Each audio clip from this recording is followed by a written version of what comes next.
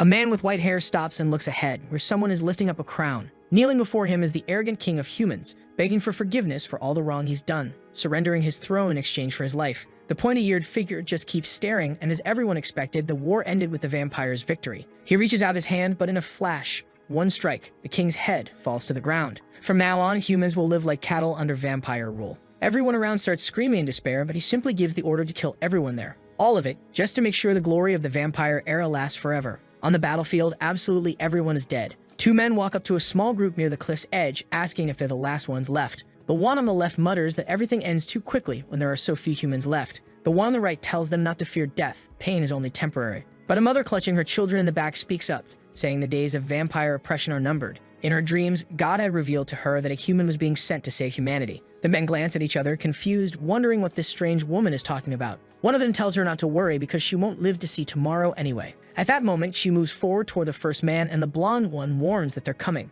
The knight faces the vampire head-on and lands a vertical slash clean through him. Yet the vampire disintegrates and reappears behind him. When the knight turns, the vampire already has a crimson slash across him. The blonde rushes in to help, but he's torn in half as well. The last survivor there is trembling, crying, and tries to strike, but his sword is driven straight into his chest. The vampire steps in from behind, effortlessly catching the blade with one hand, snapping it, and ripping him apart too. Another body drops to the ground. The vampire advances toward the mother and her children, saying death will be swift. He raises his arm, ready to strike, but just as he's about to deliver the blow, someone calls out his name, Yuko. It's a friend, urging him to look to the side. Out of the smoke, a strange knight steps forward. The men ask who he is and if he belongs to that army, but Yuko says he doesn't have the scent of a living human. He smells like a corpse. The stranger shifts his foot forward and leaps straight at him. The vampires laugh at his audacity for attacking, but in the very next second, his hand is already right in front of the first vampire's face. He grabs hold, slams him down, and explodes him against the ground. The vampire disintegrates almost completely, stunned and confused at what this bastard really is.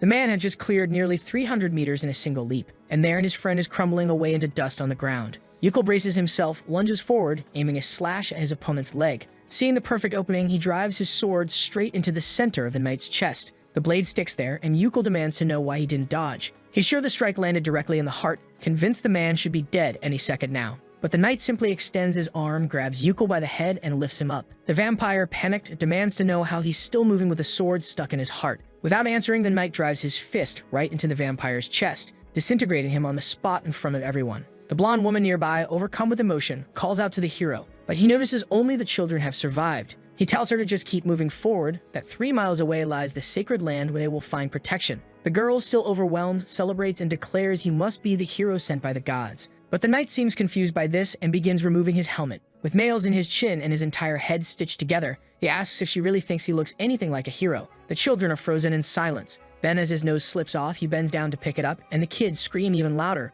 calling him a monster before running off in terror. The so-called hero just laughs, saying that kind of reaction was to be expected. In this world, there's a rumor that circulates. The rumor of a knight, half vampire and half human, who cannot die. The scene shifts to some time earlier. A group of people dressed in plaid doctor robes find a man lying in the middle of an arena. One of them remarks how incredible it is he had died still standing in a fighting stance. Another asks if this is the one called Gunther, and the reply comes with certainty, yes. 228 battles in the arena, 228 victories, and not a single defeat. They knew he was the greatest gladiator of that age, but even the strongest human could never defeat the vampires. The bulky plaid doctor questions whether it's wise to entrust their future to a stranger like him. The man known as Aryan replies that he'll take the risk and believe in this fighter. He asked about the state of the corpse, and the response is that decomposition has already begun, but it can still be used. And then, wait, what's this? The female plague doctor, fierce and sharp, steps forward. She approaches the body, saying the times demand a hero, and that is why he will become immortal. The scene shifts again, to the boy standing atop a mountain of countless corpses.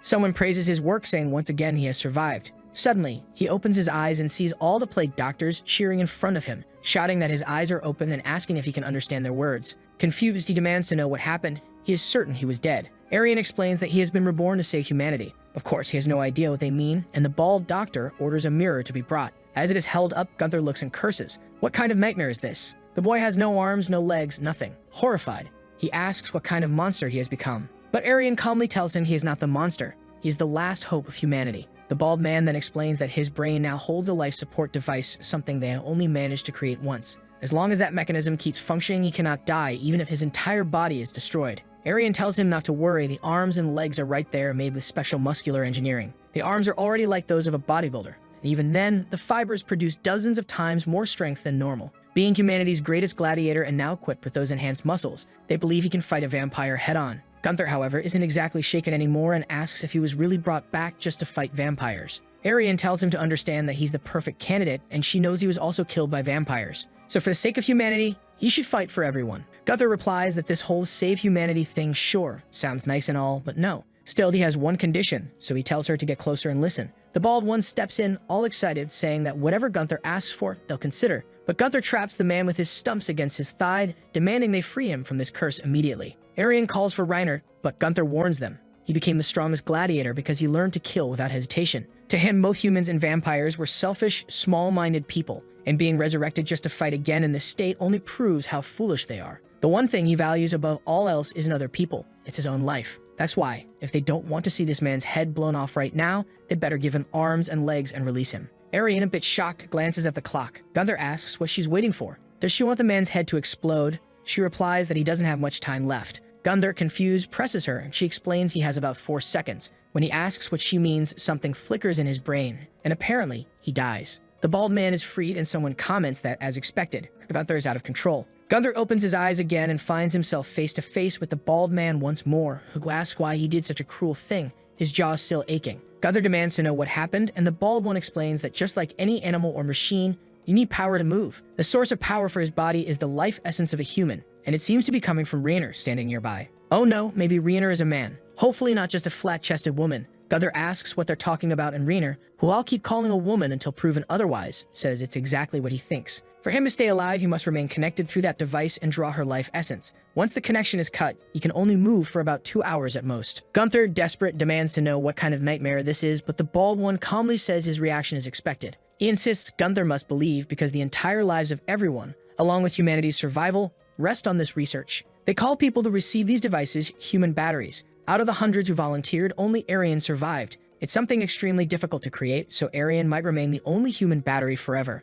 Gunther orders him to explain further, and he says it's exactly that. Gunther can't fight just for his own life. He has to protect hers too. Otherwise, he'll only last a couple of hours before ending up as nothing but a decoration on the wall. The other option, obviously, is for him to accept humanity's support and fight against the vampires. In the end, though, it's his choice to make. Gunther is there, trying to process everything he just heard, when suddenly someone calls out for Reiner. Another plague doctor rushes in, saying they have an urgent problem. The bald man starts to reply that they're in the middle of something important when the newcomer blurts out about vampires, right before his sword pierces through his back. His body falls to the floor, and then a strange, rat-like vampire steps in, saying Lord Benzel ordered him to bring all the humans and the beautiful women. The other stranger on the right agrees, saying that's exactly it, while everyone else is stunned, wondering how the vampires even got into the base. One of the doctors asks Reiner what they're going to do. Meanwhile, Gunther is already shouting, telling them to attach his arms and legs if they have any love for their own lives. The bald one hesitates at the command, and everyone else is reluctant, saying they'll die if they get too close to him. Gunther snaps back that if they don't, they'll lose their general once he's dead.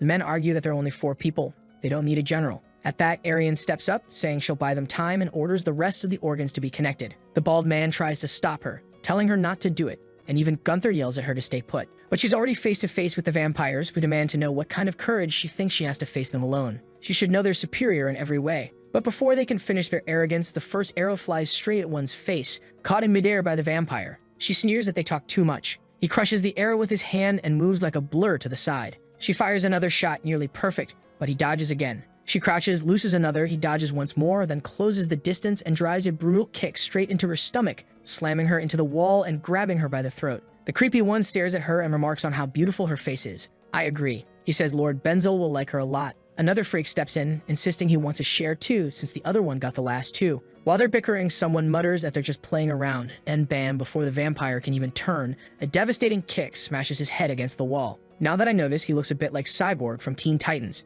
Arian cheers, but she's instantly grabbed by the head, about to pop like a balloon. Gunther warns her to be careful. His life depends on her now. Broken and battered, she insists someone had to act. He stares at her for a moment, then says fine. But then the vampires rise again, their bodies piecing themselves back together. Gunther is stunned that the creature didn't vanish even after its head was blown apart. Arian explains that to kill a vampire, you must destroy its heart. There's no other way. Another one charges straight at them. Gunther shoves her aside as the vampire lunges, aiming a punch at his chest. Gunther just stands still, smirking, staring him down. The vampire doesn't get it, and his head explodes again. While that one falls, another rushes past, heading straight for Arian. But Gunther rockets forward like a torpedo and headbutts him. blasting him into the wall as well. Reiner can hardly believe it. This is the first time the boy is using that body, and he's moving so naturally. It doesn't just look like he's fighting well, it looks like he was born with these modifications. And he already realizes that while his strength is insane, his speed isn't abnormal. The only way to move fast is by using the leg muscles to launch himself, to hurl his body forward, since his limbs themselves don't move that quickly. Strangely enough, in just a second, he's already adapted. Arya notices right away that he's actually enjoying the fight. Gunther seizes the vampire's head and says he's practiced enough with this body. The vampire, though, demands to know what he is. Do humans create some kind of monster? Gunther chuckles, saying those words are a little harsh. He was just born. He reaches out his hand to finish him off, but the vampire begs him to wait, offering a peace treaty, claiming he has something valuable. Gunther tells him to speak, and the vampire reveals that Lord Benzel is nearby. They are his creations, and as soon as they die, Benzel will sense their disappearance and appear right there. Even, he would have a hard time fighting that guy. Gunther asks why this so-called Benzel would bother avenging trash like him. The desperate vampire screams that it's because Benzel loves them. He's the only one in the whole world who loves them all. And besides, if Gunther just hands over that girl, Benzel will let everyone else go free. Gunther glances over and says he can let him take the bald one, but the girl is off limits. The vampire refuses, insisting he can't give up the bald man. Gunther replies that, unfortunately, negotiations have ended, and drives his ham straight through the vampire's chest. Offer rejected. The same happens to the other one, who vanishes while calling for Benzel. The protagonist wants to know who this Benzel is and why everyone worships him so much.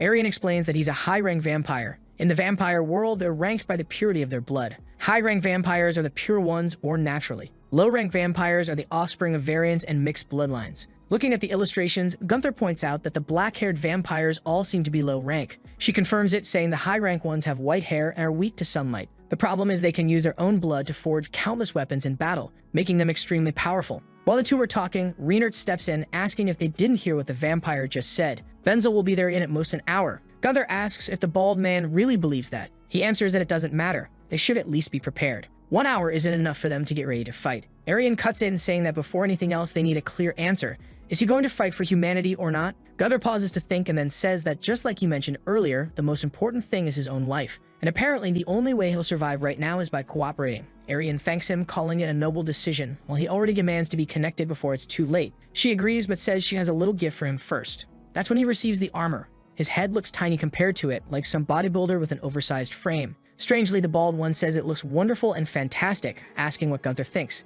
Every piece was chosen after countless tests to ensure he had the perfect heroic knight appearance, like someone who's returned from the dead. Gunther, however, says the whole thing feels outdated, like something from the old days. Arian explains that the armor is refined with mithril. On top of that, each part was individually fitted to his body so his limbs can be swapped easily even while wearing it. This design was necessary because, against vampires who move with extreme speed, he'll take many hits, and they need to minimize the damage he suffers. She points out the gauge on his wrist. That's literally his battery meter, like on a Samsung phone. It shows how long he can keep moving. Since he's already hooked up through his head, the timer is set to 2 hours. Just then, the ceiling starts to rumble violently. Everyone feels the impacts from above, one after another, and Gunther realizes something massive is approaching. He warns them, saying it's something gigantic. But the bald one argues that those vampires died barely 40 minutes ago. Gunther just orders them to cut the connection and asks what the escape plan is. Arian explains they're in catacombs beneath his hometown, the place specifically chosen to create him. And that front door is the only entrance and the only exit. Gunther snaps that she should have mentioned that earlier.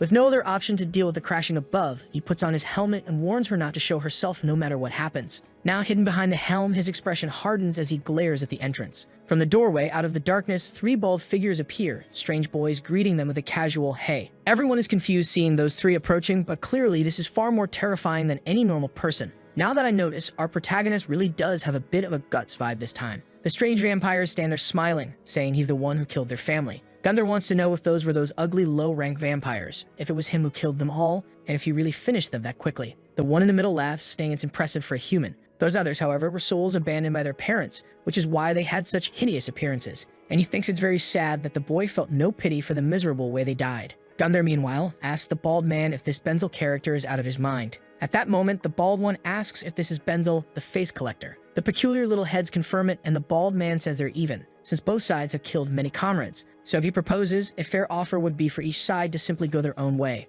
The heads seem oddly calm, admitting it's not such a bad idea, especially with sunrise approaching. Too bad they've sworn loyalty to Lord Julius, a vow that declares every human in this world must be killed. Sorry, bald one. Negotiations are impossible. Gunther then asks what Benzel plans to do with that 3-headed body. On his own, he won't last long. The heads start laughing, mocking him, calling him funny, and more begin to sprout. Their words shift from mouth to mouth as they explain that the very reason low-rank vampires exist is to protect the high-rank ones. If sunlight didn't exist, they would truly be immortal. And there Benzel is right in the middle of all those heads, using them as protection against the sun. Gunther asks if that thing really is a vampire. Arian immediately realizes the obvious. All the heads are connected through blood, and now the name Face Collector makes perfect sense. Still, she's sure there must be some core managing all those connections. But before she can finish her thought, the heads lunge forward to bite. The impact hits like a magical strike, smoke rising, and of course, Gunther saves her. Yahello's the only person keeping him alive. He orders her not to just stand there and to run to safety. She warns him to be careful. If he doesn't figure out where the core is,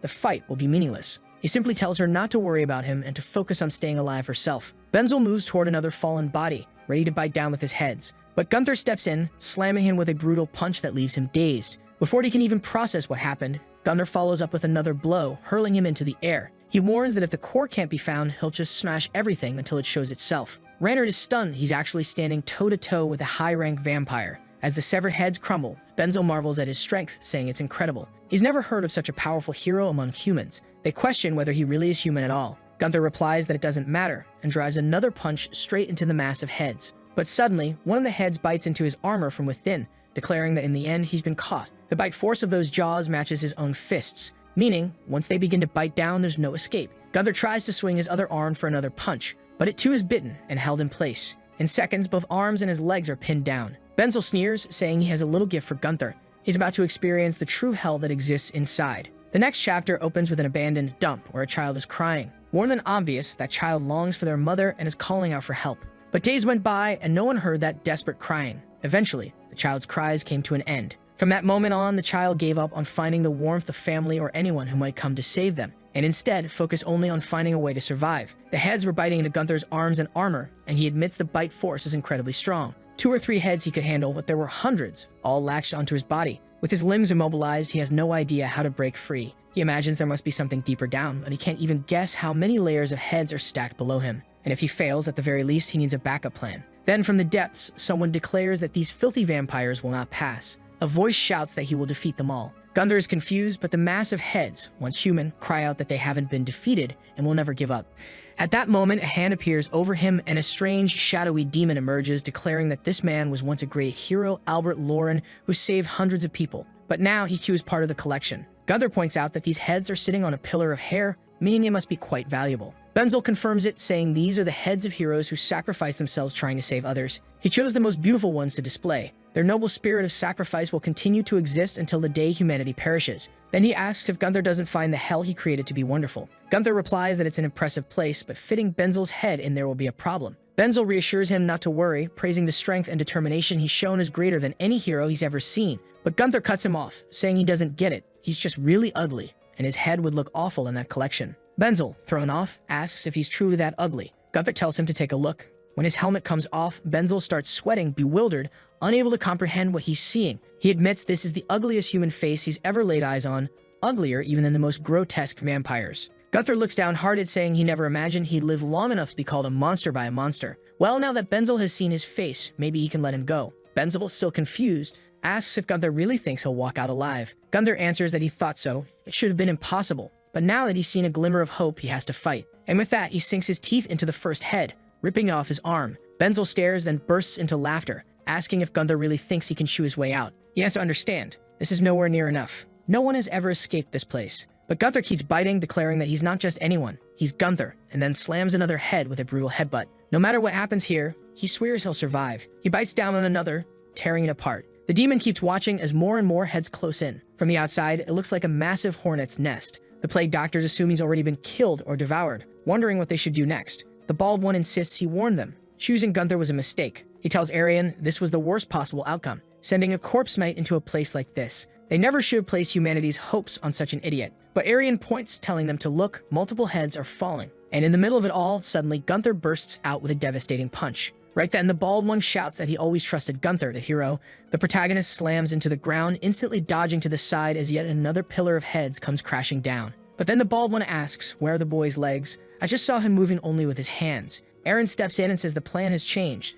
There's no way they can win this fight in hand-to-hand combat. That's why they'll handle it differently, with Arian carried on his back. The plan is to run until sunrise, but just as a head lunges to bite, he leaps while more like drags himself with his arms, trying to escape with her on his back. Arian reveals she actually brought extra parts of his body along. She hadn't mentioned it earlier because he never agreed to their proposal, but some of those parts have been modified to serve as weapons. Gunther, however, thinks there isn't enough time to equip anything. Doing that might only cost them everything. First, they need to create some distance. He propels himself forward again. Now, I'm not sure if we should call it a jump, since he's using his hands. That's a paradox. Hold on, I'll check with ChatGPT. And while ChatGPT says if you push off with your hands, that's technically a lift using the upper body muscles, not a jump. A jump only happens when you use your legs. Unfortunately, during one of those lifts, a demon catches sight of Arian's face and grins, saying she's far too beautiful. Immediately, he starts running toward her in desperation, shouting that she must be part of the collection. Gunther, hiding nearby, mutters that it looks like she's gained herself a fan. How long until sunrise, he asks. She replies, if it's the same as yesterday, maybe 5 minutes.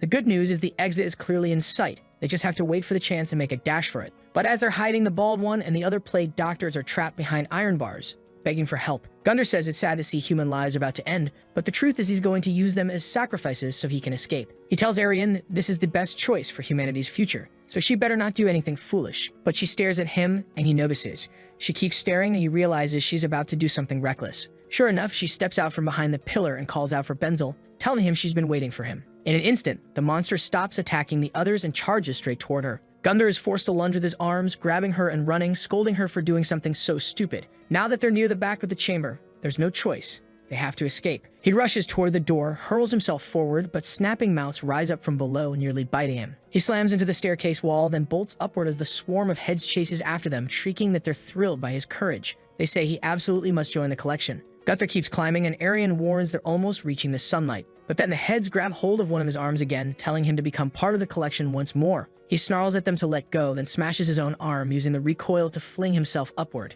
At last, he breaks free of the underground and faces the rising sun. But the moment he relaxes, Arian calls out she's being pulled back. One of the heads sneers that, in the end, they still managed to take one with them. And it seems that's true. Arian is gone, while Gunther screams in despair. But one of the heads that touched the sunlight is reduced to ash. Nearby, vampires call out for Lord Benzel, asking if he's all right. He answers sadly that he failed to avenge his family because of that monstrous night. The deformed creatures reassure him, saying it's fine. The important thing is that he's alive. Their family's spirit will live on, and everyone will remain proud. But Benzel warns them that this enemy is not someone they can handle. They can't afford to lose more family members. He'll have to deal with this problem himself. And with that, he says he needs a few more faces. At that moment, one of the vampires says it's all right and announces they've brought 34 faces that are perfect for him. Another says he brought 7, another adds he brought 2. Benzel celebrates, praising them all, saying everyone is wonderful and that it was incredible work. Still, he admits this is the one he likes most. He tells Arian to stay calm. Soon, she'll be inside him. Together, they'll remain bound to each other until the very end of humanity. Meanwhile,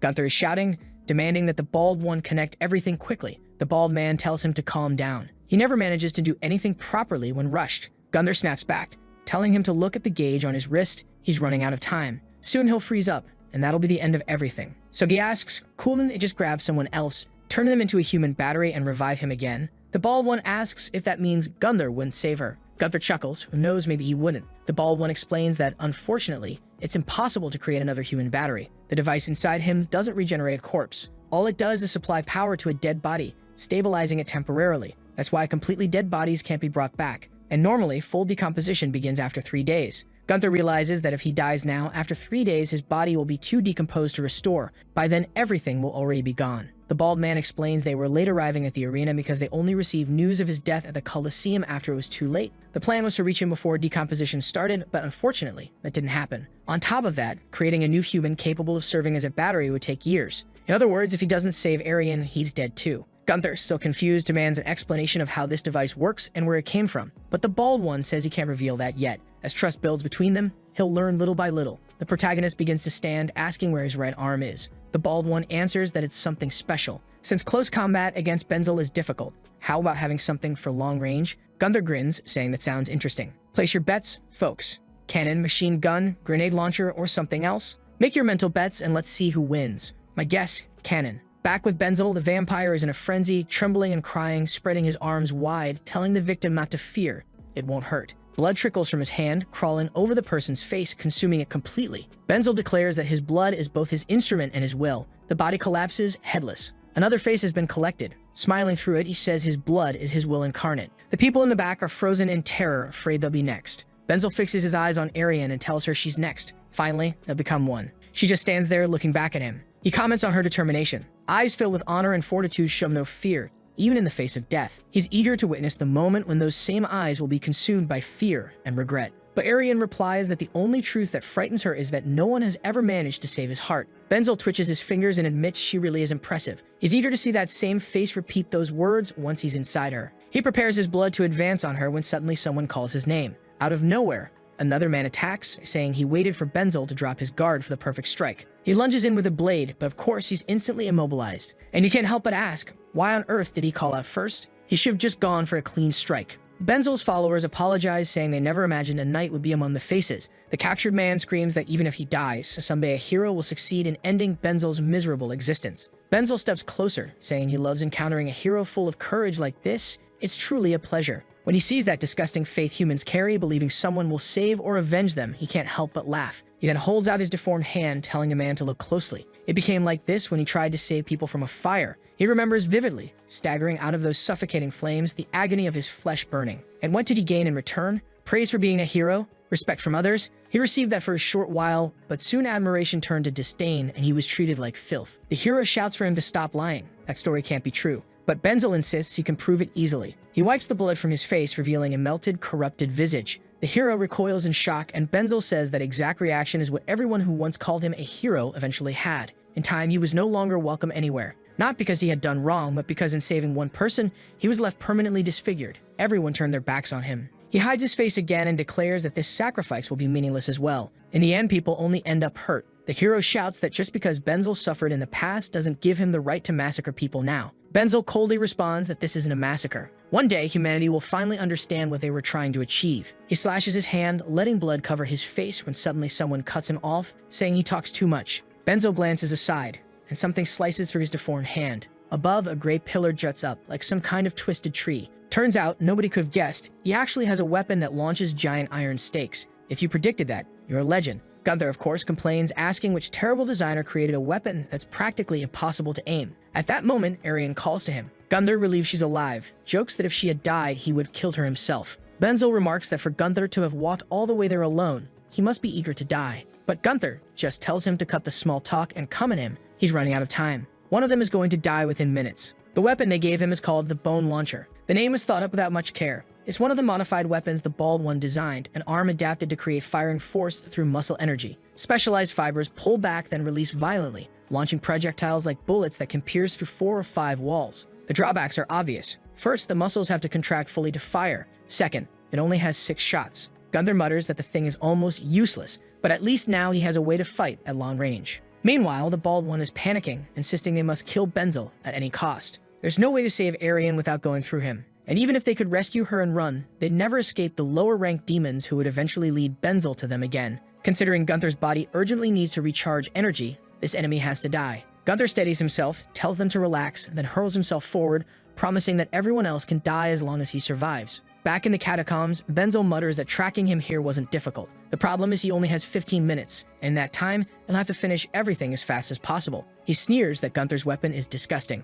It didn't matter how powerful the shot was, Benzel boasted that with countless layers of protection, nothing would ever pierce through. But the moment he said that, Gunther fired, blasting a crater straight into the mass of faces. He admitted his aim was still bad, but soon enough he'd get the hang of it and strike the heart. Strangely, Benzel told his allies to protect the remaining faces. They protested, saying it made no sense. They should attack the boy and restrict his movements instead. Benzel agreed, but told them to be careful. Oddly enough, he really did seem to care about that, which was unsettling. The first 2 rushed in, vowing to destroy that strange weapon. Gunther warned them to stay away. He wasn't looking to fight them. Still, he smashed one with a punch, breaking him apart on the ground. But because the heart wasn't destroyed, the vampire reformed behind him, grabbing his neck and snarling that a disgusting monster like him could never kill him. Gunther gripped his head, retorted that he wasn't strong enough, then blew him apart, hurling his remains back into the sea of faces. He launched himself again, dodging an attack from Benzel while other vampires crawled up from below. He stopped for a second, turned, smashed one in the face with his fist, and followed it with an elbow strike into another, demanding to know why they weren't afraid of dying. The vampire dissolved, but instantly reformed again from the ground, grabbing his foot.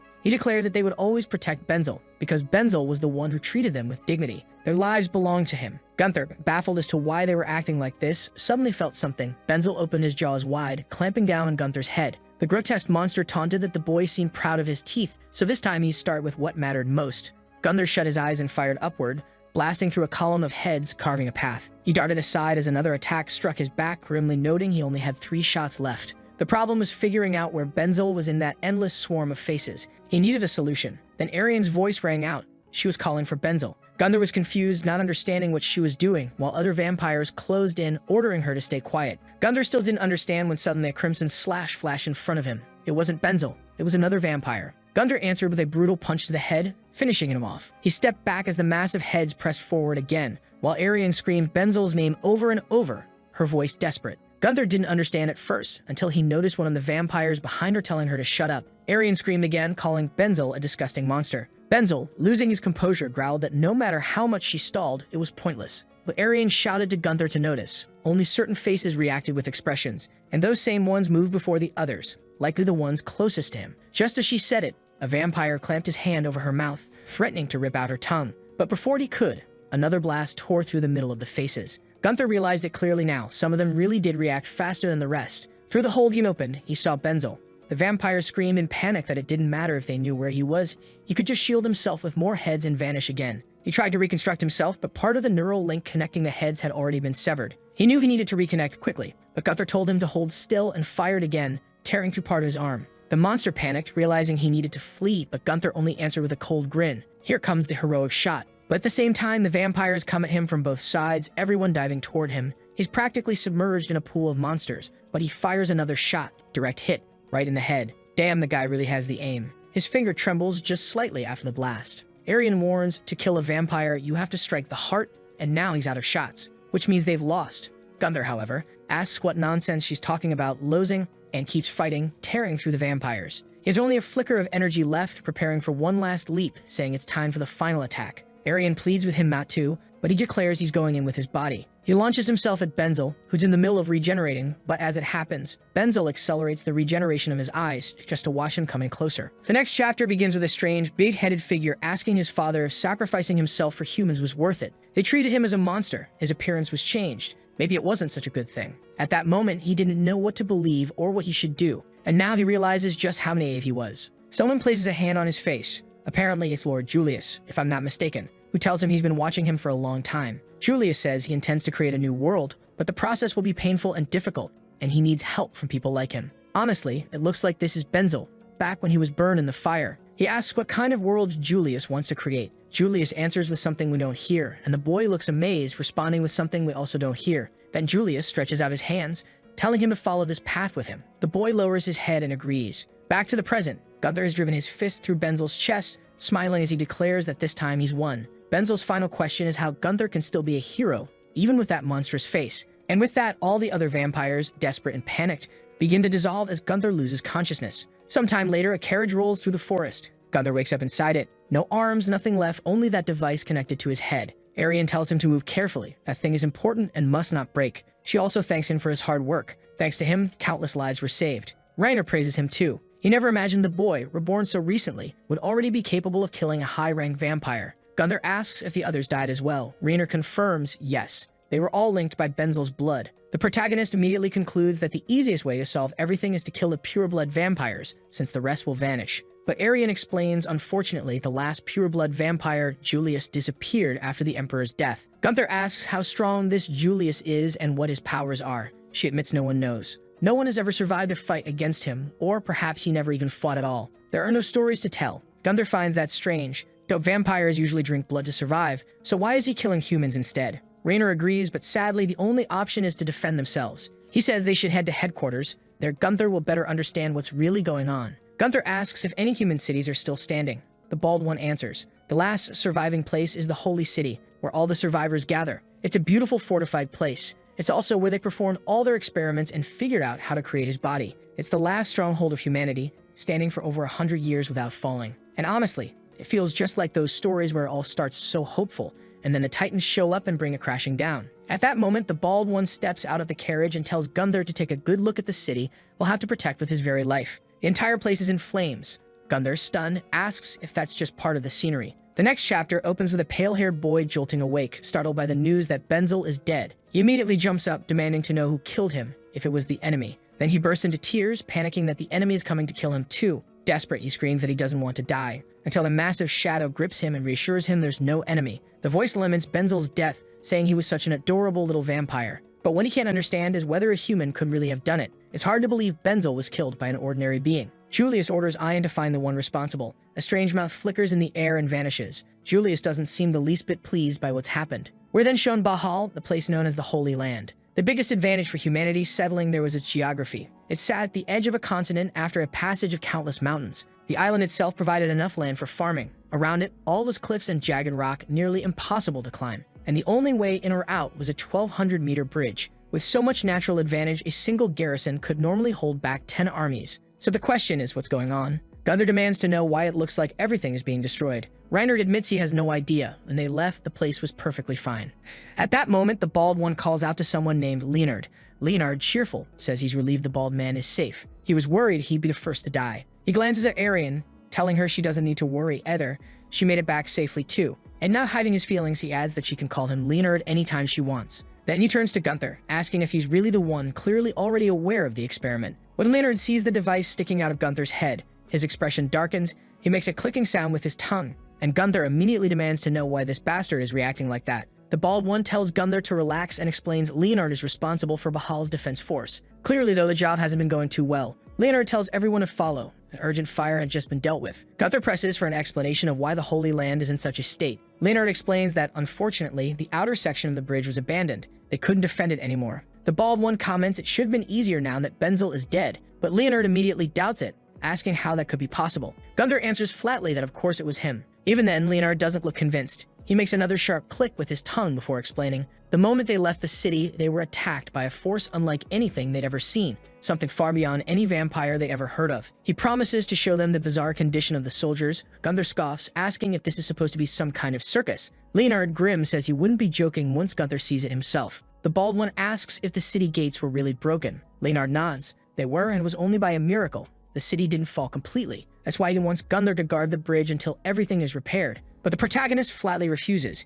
He says he'd rather stay in the rear while the meat shields die up front. Leonard immediately calls him a shameless bastard, demanding if he has any idea why he's even standing there alive in front of them. 136 comrades volunteered to become Death Knights, and all of them died. Researchers worked endlessly to create those organs, and it's because of their sacrifice and the defense of this city that Gunther is alive at all. But as a gladiator, he never really understood what sacrifice meant. His whole life had been about hurting others just to stay alive. The truth is, the one who should have died was him, not Gunther. The guy even admits he feels jealous. Well, go ahead, sign yourself up. If you die, you die. Gunther stares him down, walks closer, and says, "You're a real straight-laced guy, huh? Every time I meet someone like you, I just feel like saying straight to your face, go to hell." The man reaches for his sword, saying he'll settle it right now. The guy's completely insane, right? Might as well just punch him and get it over with. I was joking, but the next chapter actually opens with him getting hurled out of the building and smashing into the ground. He really did take a punch. Arian warns Gunther to be careful and not to act so aggressively while he's still recharging. Damn, it takes forever to recharge. He's not even at full capacity yet.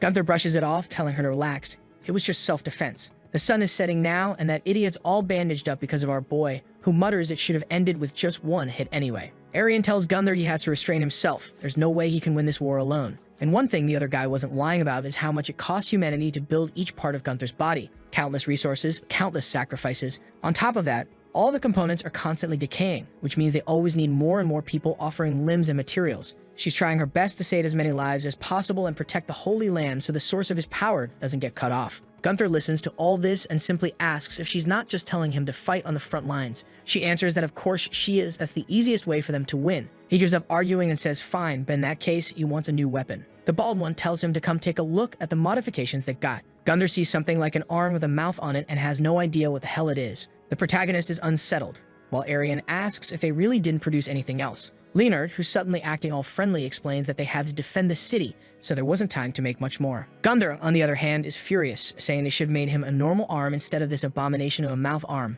But the bald man insists it's perfect. The bite force is immense. Plus, it comes with a flesh shield. That thing's insane. Arian explains that with his own willpower, he can expand or shrink it at will. And obviously, it's tougher than any other part of his body, even resistant to fire. Gunther, though, says he'd rather have something like that bone launcher. Now that was badass, even if it only had 6 shots. But Arian explains it took 6 months to build that one. Every weapon requires an absurd amount of ingredients and human effort. And aside from that, they still desperately need arms and legs. The rest of the materials are somewhat easier to get. Gunther asks if they really have nothing else. She replies, unfortunately, it's wartime. At the door, Leonard says he has to return to protecting the city and wishes them both a good evening. After that beating, he really is acting polite now. Later that night, Gunther is holding a sword, muttering that finally he has something to get him ready for the fight. Arian then explains that just like that man said, creating the Death Knight required over 100 people working together, plus the support of the aristocrats and the royal family. Everyone agreed he was the perfect choice, so he doesn't need to care about what anyone else says. She believes in him. Only he can save this world.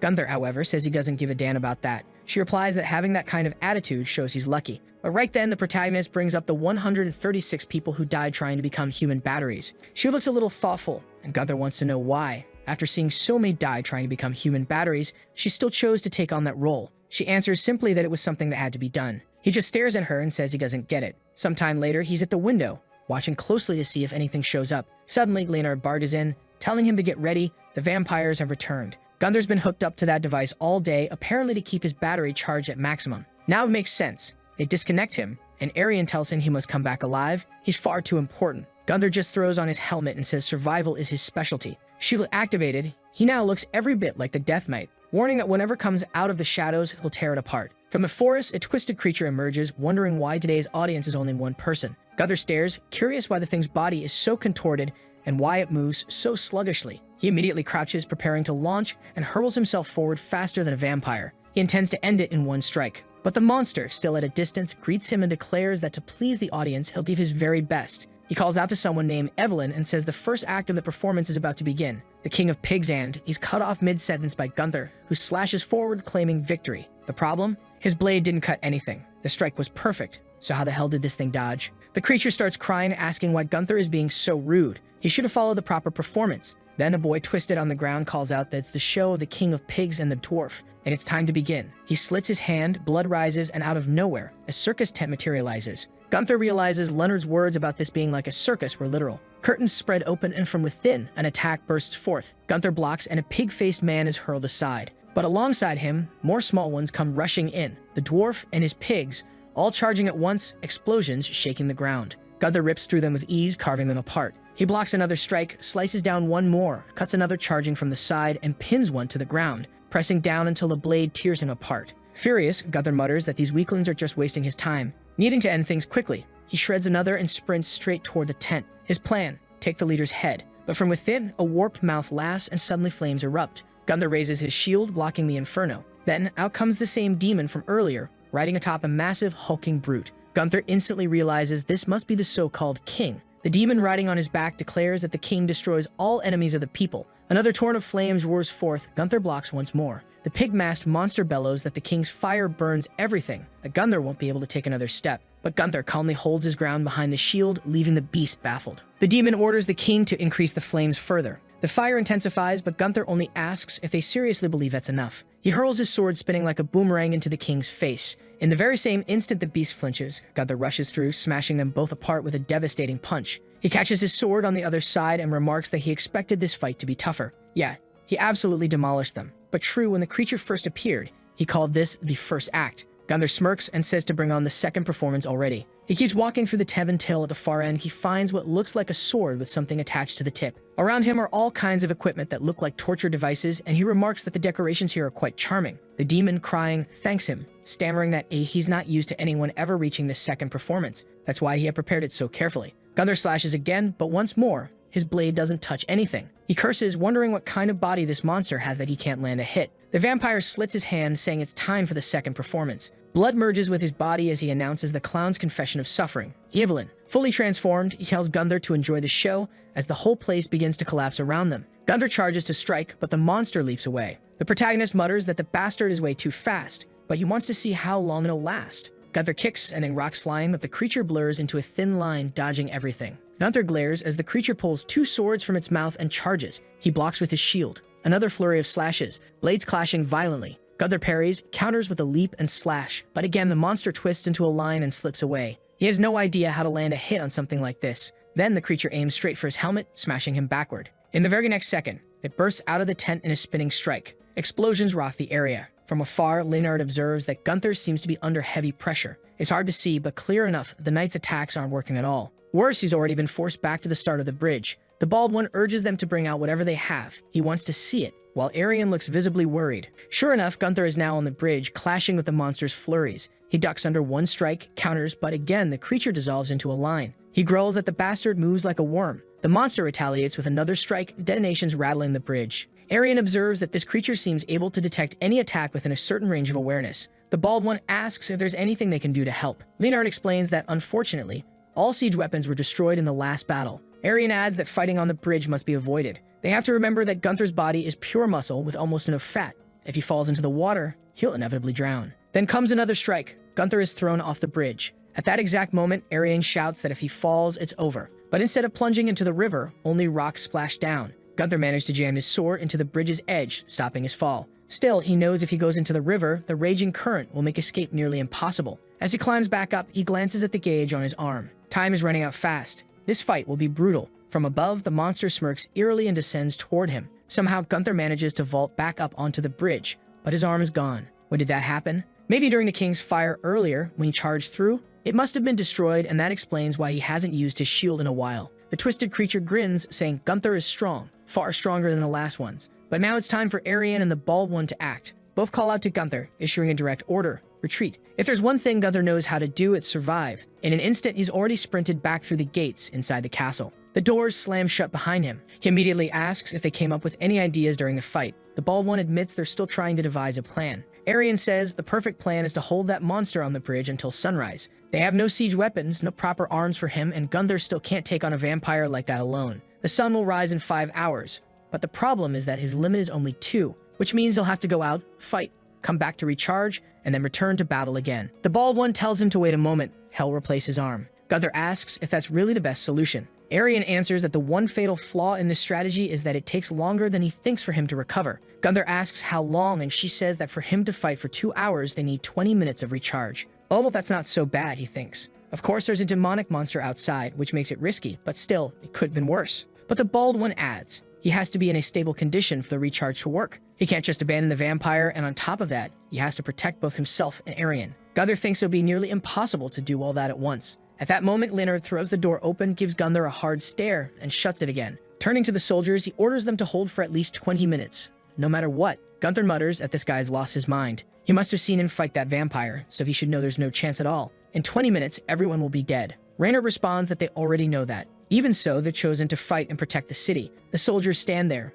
trembling, but with shields and spears raised at the ready. And Leonard delivers the epic line: if we don't burn here and now, then who else will drive back the darkness? The door bursts apart and chaos erupts. Outside, soldiers scream desperately, shouting to hold fire, shouting to attack, while blood seeps in under the door. At first, it looks like Gunther is laughing, but no. He's just standing there with his eyes shut, trying to hold himself together. Outside, the soldiers are being torn apart. Leonard falls to the ground, and a monster looms over him, about to strike. He raises his shield, head being crushed, but still blocks the first hit. The monster goes in for a second strike. And then Gunther tears through the wall, firing his bone launcher arm, clamping down with that monstrous bite. You let yourself get distracted, he growls. Didn't think an attack could come from the wall, huh? Leonard, shocked, demands to know what Gunther is doing there. He'd just started his recharge. Even the bald one is impressed that the single-arm strike worked. Gunther thinks to himself, everyone knows he can't hold this fight here for long with all these people around. It only took him 5 minutes to recover. He can keep this battle going until morning. That's because he's going to drag this monster somewhere else. With that, he hurls himself off the bridge with the creature, crashing into the sea below, declaring that now neither of them will escape. Underwater, he grips the monster with one arm, hammering punches into its stomach. He laughs, asking what the bastard thinks of fighting in a place like this. He swears he'll crush its heart with his bare hand. The monster thrashes, coiling around him like a snake, stabbing its sword into his arm. Because of the human battery connection, his first limb is easily torn off. The mouth arm snaps a chunk of flesh before he takes another stab, this one straight through his gut. Both of them scream, thrashing the black water. The monster tries to swim upward, but Gunther surges from below and bites into its stomach. He snarls that this alone won't be enough to kill it. With that bite, the creature's heart is exposed. It swings again for another strike, just as Gunther goes in for another bite. And then a voice, a woman's voice, reminds him, Back in that wasteland where no one survived and not a single living thing existed, you called out to me. She once heard the faint cry of someone dying, screaming with every bit of strength left. As she drew closer, she felt relief, but then curiosity struck. This was a world no one would ever choose to be born into. And yet, even someone who had been born in a wasteland left to rot still desperately wanted to survive. For a time, she wondered if his cries were really for salvation. And now, standing before him with bodies scattered everywhere, she says she has her answer. The boy, beaten and broken, asks what she means by that. Suddenly, the strange woman grabs his face and tells him he always wanted revenge. No one wants to be born into this world. No one wants to keep living here. Even so, he screamed to be saved with everything he had. He was born with that will to survive like a starving dog. And that drive, that will, comes from his desire to take revenge on those who put him in this world and on those who abandoned him. Gunther closes his eyes and says yes. She tells him to get ready for the next fight. He'll have to prove his will. Suddenly, someone calls his name, and all that's left is his head, grinning with that crazy smile. It looks like he really did die by drowning. But luckily, because his head was severed and the brain remained intact, he's still alive. His body was too heavy, packed with muscle to be recovered, but his head floated. Arian picks him up, thanking him for still being alive, while Leonard tells him to hurry, because the fight isn't over yet. Damn, only the head survived. Give the guy a break already. Reiner is shocked, seeing just his head being revived, reacting strangely, trying to make sense of what Gunther is saying. Arian calms him, explaining he can't properly speak without a torso. The new body is almost finished. He just has to wait a little. Still, his head twitches unnervingly. Sometime later, he's restored and mutters that the last fight was boring as hell. He asks if more vampires showed up. Leonard says no, that thing is probably still alive. Gunther insists that's impossible. He bit through the creature's heart. Leonard replies that he wants to believe it too, but where they found Gunther's head, they also saw footprints leading out of the water. He followed the tracks and found a strange carriage, likely belonging to vampires. Since they had no chance of winning outright, the priority was recovering Gunther's body. Gunther refuses to believe it, telling them to just look at his teeth. He shredded the monster's heart. Leonard concedes, but insists they need to check anyway, just to be sure. The group creeps through the bushes, and sure enough, they spot a suspicious carriage. Leonard tells Gunther to check it out, but to be extremely careful. As Gunther approaches, he sees the footprints are indeed fresh. The windows are covered, clearly a vampire hiding from the sun. And if a high-ranked vampire is inside, this could be his best chance to gain an advantage. He slowly reaches the door, opens it, and finds the carriage empty. He steps inside and hears an eerie laugh echoing. The door slams shut. In the same instant, something lunges at his head from the side, but he blocks it. A brawl erupts in the dark. He can't see a thing. One of those small knife-wielding dwarves knocks him outside, and Gunther orders the others not to interfere. Another strange one appears, carrying a little shack on his head, announcing that the slayer of the Pig King has arrived. Gunther demands to know why they're so weak if they're vampires. The creature explains they struggle to walk and fight because they are all failed births. Worse still, some are failures born from other failures, twisted upon twisted. Gunther sneers and he doesn't care. He throws one aside and declares it's time to wipe them all out, because they kill humans without hesitation. The one with the little house on his back trembling says it's fine. Just follow him and he'll lead the way to the final performance. Gunther follows, surrounded by countless others watching. He mutters that the squealing pig noises they make are ridiculous, especially since they're not even pigs. The creature explains that it's because they weren't created as humans but rather as plump pigs, which is why they sound like that. He pulls back a curtain and announces it's time to see the most beautiful creation of them all. There she is, the strange one, Evelyn. Gunther steps in, glaring, and she greets him by saying the audience has arrived. He demands to know how she's still alive when he already ate her heart. She explains that a vampire doesn't die unless the entire heart is destroyed. He only took a bite out of a part of it. The only problem now is that because her heart is no longer whole, she can't use the power of blood anymore. Gunther thanks her, saying it's very kind of her to explain everything so clearly. But now she's nothing more than a shadow waiting for the sun. With that, he charges in, declaring that this time she won't survive. Meanwhile, outside, Leonard asks how much time the guy still has. They say 50, and the plan is that if another 10 go by without any news, they'll try to go and help. At that point, one of the knights asks if those vampires were ever human. Leonard, confused, doesn't really get it. Then the guy tells him about a story he once heard, about the children in a city called Trumps, where the orphans kept disappearing. While they were searching for them, they found a strange place, a basement with no sunlight at all, filled with tools meant for breaking human bones, all sorts of metals and weird objects. And there, at the back of the room, piles of broken skeletons stacked up, and they all clearly looked like they belonged to young humans. The guy next to him wants to know what was going on in that place. The man just explains that he heard products were being manufactured there. Apparently, they were making and selling bizarre humans, and the smaller and more deformed they were, the more expensive they were sold for. The guy says it's ridiculous. Who would buy something like that? The chemist answers that it was just gossip, he has no idea. But rumors said it was probably wealthy merchants and nobles. That's because having a servant who was extremely small was like a symbol of power, as if it were a jewel, some kind of rare material. The man says he gets it, but why would anyone do something like that to a person? The other explains that maybe it was because they already had everything in this world, and unless it was something unusual and rare, they didn't want it. The end of the story says that some of the survivors from that place were sold to a circus. He thought it was an exaggerated story, nonsense really, but maybe those there had been the victims. Then he drops the heavy question and asks the captain if the barrel they're protecting, the people behind that bridge, are they really worth it? And man, while they're lost in this whole philosophy, the protagonist smashes the door down with his sword. The vampire jumps and says they suffocated him, scraped him, and broke his bones. The horrendous pain never ended. Even when he cried and begged to be killed, they ignored him. Until one day, suddenly, they let him go and told him he was free. He asked why. Why all that torment, all that pain, all that time? And why, out of nowhere, he was given that so-called freedom. That's when the man with the feather in his hat said, "Evelyn, the trend has passed." Damn. Evelyn laughs, then her face hardens and she stares at him again. She says she wants to ask one last thing. What's the trend now? Stories with systems and stories with a protagonist who blows money on women. That's what's popular. Anything else, she can be informed. Gunther says that for him, the trend is, no matter what happens, he survives in the end. It's the story of a man. The whole scene with Evelyn first shows her face silent, then her reaction, saying it's something difficult. Yes, definitely a lonely performance. And man, the carriage is shattered, sunlight hits, and she's completely turned to ashes. Damn, it ended a bit anticlimactic. But I think that was intentional, just to leave us heavy with that psychological weight. Meanwhile, back in Bahal, they're talking about how it looks like he already killed 2 high-ranking vampires. And according to what people say, there are about 6 more around Bahal. Knowing this, the guy says he's really going to have a lot to face. A scared one comments that they're going to have to help him because, yeah, he won't be able to handle it alone. But the stubborn one tells him to stop being crazy. Why should he care about those people who aren't worth anything? Besides, they had a natural fortress connected to the continent. Their side past the sea had a much better chance of surviving. Not to mention, vampires hate water. Has he ever heard of a vampire swimmer? And right at that moment, they hear a thud, then another thud, and the guy asks what that is. We're not going to find out right now because we're seeing Gunther in a suit asking if they're really going to a festival when everything's ruined. She says yes, it's time to celebrate the death of 2 high-ranking vampires. And it looks like she's visiting the region outside. Gunther says she seems to be an impressive person, doing something like this when life and time are on the line. The bald one replies that the person coming is the current leader of Bahal. Still, it was best for Gunther not to say anything weird to her because that would just be a massive headache. He doesn't quite get it, but then a carriage approaches and someone announces that her grace is arriving, an only heir of pure lineage, Her Majesty Queen Olivia Hound. Everyone welcomes her and bows while Gunther just stares at the troublemaker. Yeah, she looks like a sly one. For a second, you can already tell. Oh, an artist, she's got talent. But she's also a spoiled brat complaining that the place is dirty and smells strange. The man nearby apologizes while Gunther mutters that it's insane for her to say something like that in the middle of a battlefield. Obviously, it stinks. At once, the bald one is trembling while the protagonist couldn't care less. She, however, walks right up and says he must be the so-called corpse knight. She gets close, looks him over, and says he's pretty ugly, probably because his body was modified. Still, she heard he already took down 2 high-ranking vampires, and she personally came to praise him for everything he's done.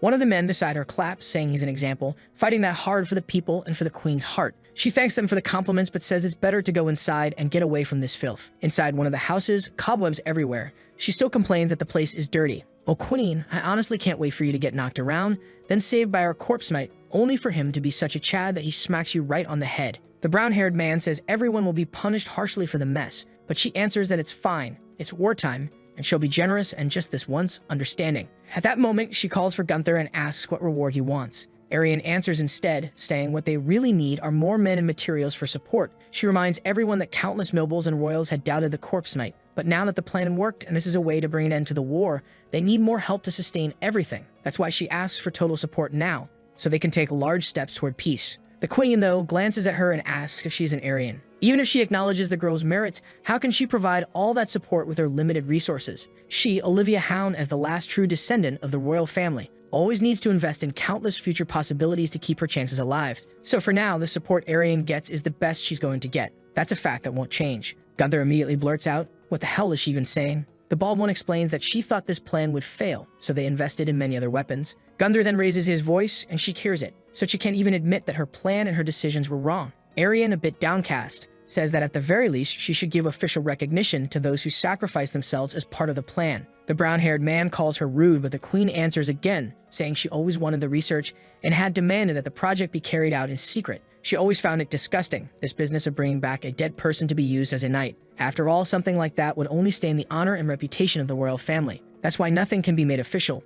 Otherwise, the knight's existence would become public, and that would be bad for everyone. She then declares the reward will be the title of Count, along with the fertile territory down in the southern region. The odd fellow beside her pipes up again, praising the queen as incredible, flawless in her judgment. And man, then she stretches out her little hand and says to come closer and give it a kiss if they accept the reward. Gunther glares and mutters he can't stand this nonsense. In a situation where no one knows if they're going to die today or tomorrow, she's there rambling about honor and pride. Looks like they brought in some crazy woman claiming to be the queen. Humanity's doomed. The guys in the back are all apologizing to Her Majesty while telling Gunther to shut up. And now the queen herself starts to lose it and orders the protagonist to shut his mouth. Oh no, now I'm rooting for her to get beaten to death by a vampire, while Gunther just stands there laughing in her face. Then two men burst through the door and Leonard warns that danger is coming. A massive creature was heading straight for Bahal. Outside, watching, the bald one tells Gunther not to lose his mind, but Gunther replies that everyone's going to die anyway, including himself, so he's not about to respect that weird woman. Arian doesn't even care, she just wants to know if it's true Toronto was destroyed in a single night. The blonde guy answers yes, that thing showed up in an instant and wiped everything out on the spot. Just a few punches and nothing was left.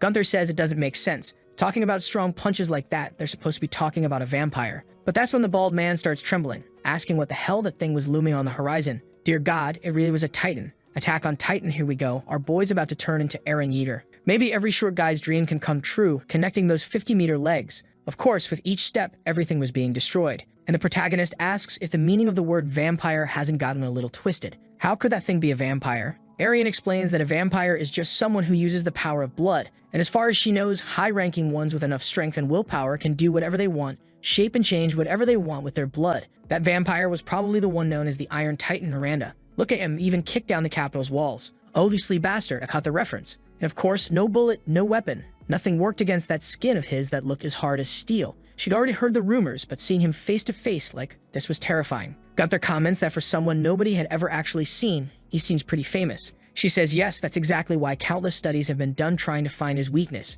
He tells her to spill it, and she says it's simple. None. He doesn't have a weakness. They're already rushing the carriages, and she explains that unfortunately, that's all the information they've got. Nobody's ever managed to cut his skin, so no one knows what's inside. Both of them, however, reach the same conclusion. If that thing enters Bahal, the whole city falls. Arian says that's why they always try to track the monster. Gunther wants to know where it's headed. The bald one answers that obviously they have no idea. Apparently Miranda always moves spontaneously. But Arian insists, just like any other, he must burn in the sun. Gunther finds that suspicious. Something that size would need a peculiar place to hide. But she shakes her head. She says that when the sun rises, he transforms into another form that's not a Titan. And it's at that moment, right after the transformation, that he has to be killed. That's the only thing she believes could work. Gunther realizes it's basically a deadly game of hide and seek. The bald one says that looking at the map today at the speed he's moving, he still won't reach Bahal. So they've got a few days to prepare. At this pace, he'll probably hole up in some ruined village with lots of buildings. And if they can find him there, odds are high that tomorrow he'll enter Bahal. Meaning, the winner of this fight will be decided in that village. They arrive already spotting the gigantic footprints. At least that makes it easy to track him. As soon as Gunther gets there, he wants the perfect answer. Somebody point me to where the freak is. But Leonard replies that first they'll have to check the 120 houses in that place, starting from the south. He asked the queen for troops, but unfortunately there weren't that many available. The man in front replied that the queen had ordered most of them to stay at the base and reinforce the defenses. Gunther laughs, saying it's clear her pride matters more than any human life. But with no time to waste, Leonard just orders everyone to start searching. They had to split into groups, go into each house, and check as much as possible. So here we are with them going in, pulling everything apart, investigating drawers, boxes, even breaking down doors. Gunther steps inside and asks himself, where the hell is that damn Iron Titan? The bastard was a huge, muscle-bound giant, so he figured it had to be a big human too. That's why he was focused on open spaces instead of tight ones. He walks up to a door, punches it, and says this looks perfect. A soldier reports that nothing has been found yet. The sun's still up, and the bald one thinks something's off, only a few houses left. Ariel replies that he could be hiding in a way that's hard to imagine. Gunther stomps the ground, frustrated, saying he's already destroyed more than 10 houses and hasn't found anything, not even a rat, let alone a vampire. Suddenly, footsteps echo along the hallway. He pauses, confused, steps outside, and runs after them. As he rounds the corner, there's something covered in what looks like a black cloth. He squints, asking himself what that strange mouth was supposed to be. The scene shifts to Lord Julius, and that mouth is whispering in his ear. Now he knows the immortal knight is there and the shadow confirms it. The man is sure. Another one of Bahal's creations. The big-mouthed one wants to know what this Bahal is that all the humans keep talking about. All he knows is it's the only city left intact. Julius then explains that Bahal is actually where it all began. That's why he's been dragging things out, because it also needs to end there, and the time has come. The sharp-toothed one says that if that's the order, he'll tell Miranda. Julius says fine, but he also wants the immortal knight brought to him. The sun keeps sinking, and just then one of the houses explodes. The bald one's already calling out for Gunther. When he gets inside, he asks if it's a vampire. But instead, a boy is stepping out with a bear on his shoulder. He asks if this could be the creature, but they all say it's impossible. The sun would set in an hour, and now they're screwed, because if it's not here, it's already moved on. Leonard orders them to resume the search while Gunther complains that it's impossible to find something when they don't even know what they're looking for. Arian just says it's the only option, they don't have many people here, and there's no other way to handle it. Then Leonard suggests they burn all the houses down. If there's anything hiding inside, human or not, it'll show itself. Arian thinks it's too risky with the forests all around. The whole island could go up in flames. Gunther tells him to give it up, that they should look for another solution. But the bald one refuses, saying they can't back out, because if they do, the next battlefield will be Bahal. He reminds Gunther that he was created for the plan to protect that city. Giving up was never an option. It was time for everyone to search again. He takes off running and Gunther is left confused until Leonard explains that Rainer's family is in Bahal. He's got a daughter he cares for deeply. Gunther smirks and says the bald guy finally managed to do something worthwhile with his life, while Leonard shouts for everyone to keep searching and not give up. Time passes and Rainer realizes there's nothing here. The sun is just about to set when he hears a sound behind him. He turns around. Inside a box, something is shaking. Suddenly, the entire house is blown apart and something starts rising. He's thrown back from the impact while Gunther mutters that he knew something like this was bound to happen. Now everyone was screwed. Arian asks what happened and the bald one explains that he found it. In that situation, at that moment, he should have killed it. The protagonist wants to know what he means by not killing it when he had the chance. Then he explains that inside the box, what he found was a child. Gunther is shocked, but right in front of them, the Titan rises. As soon as the beast takes form, it winds up a punch and hurls it straight at the trio. Next chapter, the soldiers are trying to flee, but the monster stomps down on them, and from a distance he can already see the city. Gunther shows up carrying a pillar, spins it 3 times and throws it, but it smacks the Titan's arm like it was nothing but a toothpick. He leaps up and throws a punch too, and nothing happens. Just like they had warned, that skin couldn't be pierced. He keeps punching, slashing left and right, but nothing works, until even his arm breaks apart. Then the monster shifts, raising its hand to smack him down, but he dodges. He keeps climbing up its arm, thinking that no matter how strong something is, everything has a weakness. Another strike comes, the beast claps his palms together, but he slips out again and keeps climbing. Still, in the middle of this chase, he suddenly loses his grip, and the Titan manages to catch him by the foot. Looking straight into its eye, Gunther wonders if this is the spot that might be exposed. But then, damn, the monster flicks him, and the kid is completely disintegrated. At the same time, the Queen sees the Titan approaching. It was effortlessly crossing the ocean. The Queen declares there's no such thing as an immortal vampire. She hasn't met any high-ranking ones, but she's seen plenty of low-ranked vampires killed by normal people. That's why she says they don't need that filthy night. Oh, Queen, do us a favor and die in as much pain as possible. Then SIP member 1 shows up saying all the adjustments are complete, and they're ready for launch. They have built a massive wall of spear parts. But really, if one spear doesn't pierce, throwing 50,000 of them won't change anything. 50,000 spears still won't go in. The man insists they have 100 gigantic arrows with a tension force of 100 horses. The monster's skin would be pierced easily, and its heart ripped out. They'd win without leaving a trace of it. The Queen laughs, saying that the moment it falls, everyone will recognize her as the true emperor, the one who rules humanity. She orders everyone to witness the power of the royal family. Raising her hands, glaring ahead, she commands the shot to be fired. Meanwhile, the others are gathering around what's left of Gunther, and the bald man says he can't believe it. Is this what remains of humanity's hope? He tells himself he should have been more resolute. If he hadn't hesitated for a single second, none of this would have happened. He's right. He has a daughter in the city, and he hesitated to kill that pale kid in the box. Arian looks sad over Gunther when suddenly something drops beside them.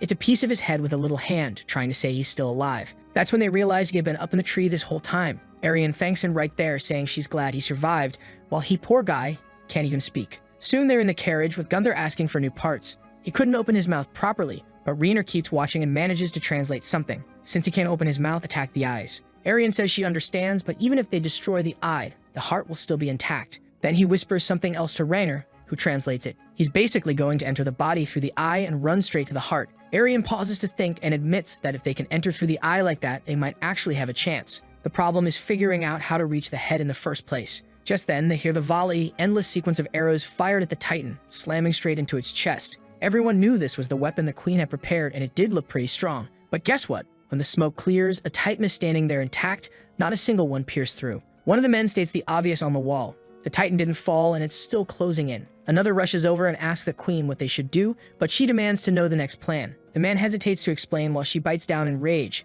and with that, the Titan is reaching the city. Meanwhile, the bald one is still blaming himself, saying he should have been more decisive. Suddenly, someone shouts for their father, then runs up to hug him. She's carrying a 4-armed Gunther on her back, saying she's glad he's safe. No wonder he's the great general. Rainer calls out to Audrey, demanding why she hasn't evacuated yet. He told her once it got close, she was supposed to retreat, but she shows that she brought along a piece of the corpse knight's body. And on top of that, her hair was already falling out from stressing about her father. Turns out, she's huge and muscular. That's why she says the bald man should worry about himself instead of her. He realizes she's right while the protagonist is in Arian's arms, struggling to mumble something. The odd girl steps up, reaching her hand out, saying she wants to greet him. She's excited to finally meet him, but he just stares at her hand, glaring with even more anger, unsure if she's mocking him. The girl apologizes and Arian says they don't have time. They need to connect body parts 253 and 350. They were going to climb the Titan's body. Audrey then says if it's piece 350, she's already done something similar. She'll connect that piece and bring back a crucial part. The bald one starts to say it seems like the footsteps have stopped when suddenly,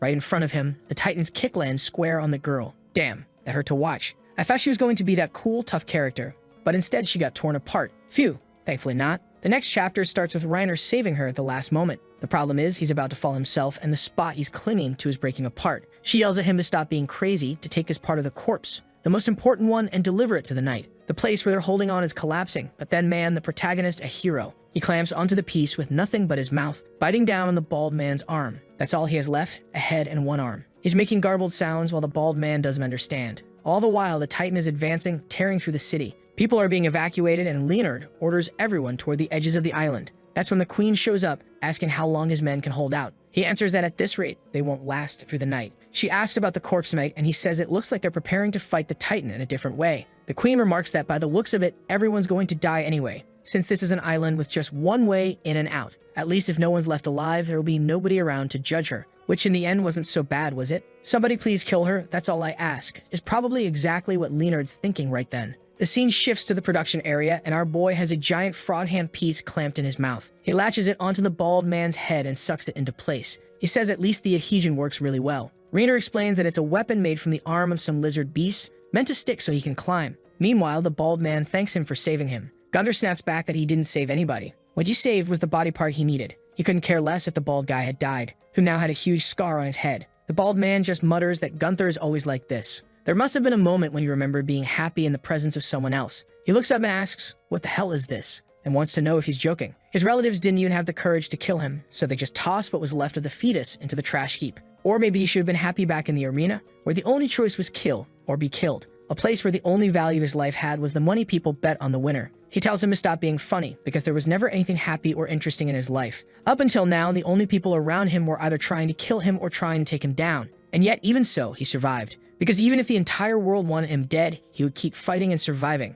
Nothing in the world was more valuable than that, so he wants to compete and see who's still alive in the end. And he's sure it'll be him. But Reiner then says that a life where all you want is to survive is a life where you have nothing. Gunther stares him down, but then the others announce that the parts have been connected. The protagonist pulls the piece off his head and rises with 4 arms. Arian calls out to him, but he doesn't respond. She finally says that she'd like to see him tomorrow. He turns, saying that's a joke, and leaves the room staring straight at the Titan. Meanwhile, out at the edge of the city, almost falling into the sea, people can only watch as the Titan gets closer. Then suddenly, it looks down and sees something climbing up its leg. It's Gunther, rushing up at full speed. The Titan swings a palm to crush him, but Gunther leaps, latches on with his extra hands, and keeps climbing. Damn, he's fast now, already scaling the Titan's back. He knew at this pace the monster wouldn't be able to grab him, but the thing's absurdly flexible. It slaps him, sending him flying. Gunther crashes to the ground, looks at his arm, and says it happened again. So he leaps back toward the Titan, starts scaling the bridge of rubble. The beast swings a fist, but he jumps, steps off a falling stone, and launches upward. He grabs hold again with the lizard hand piece,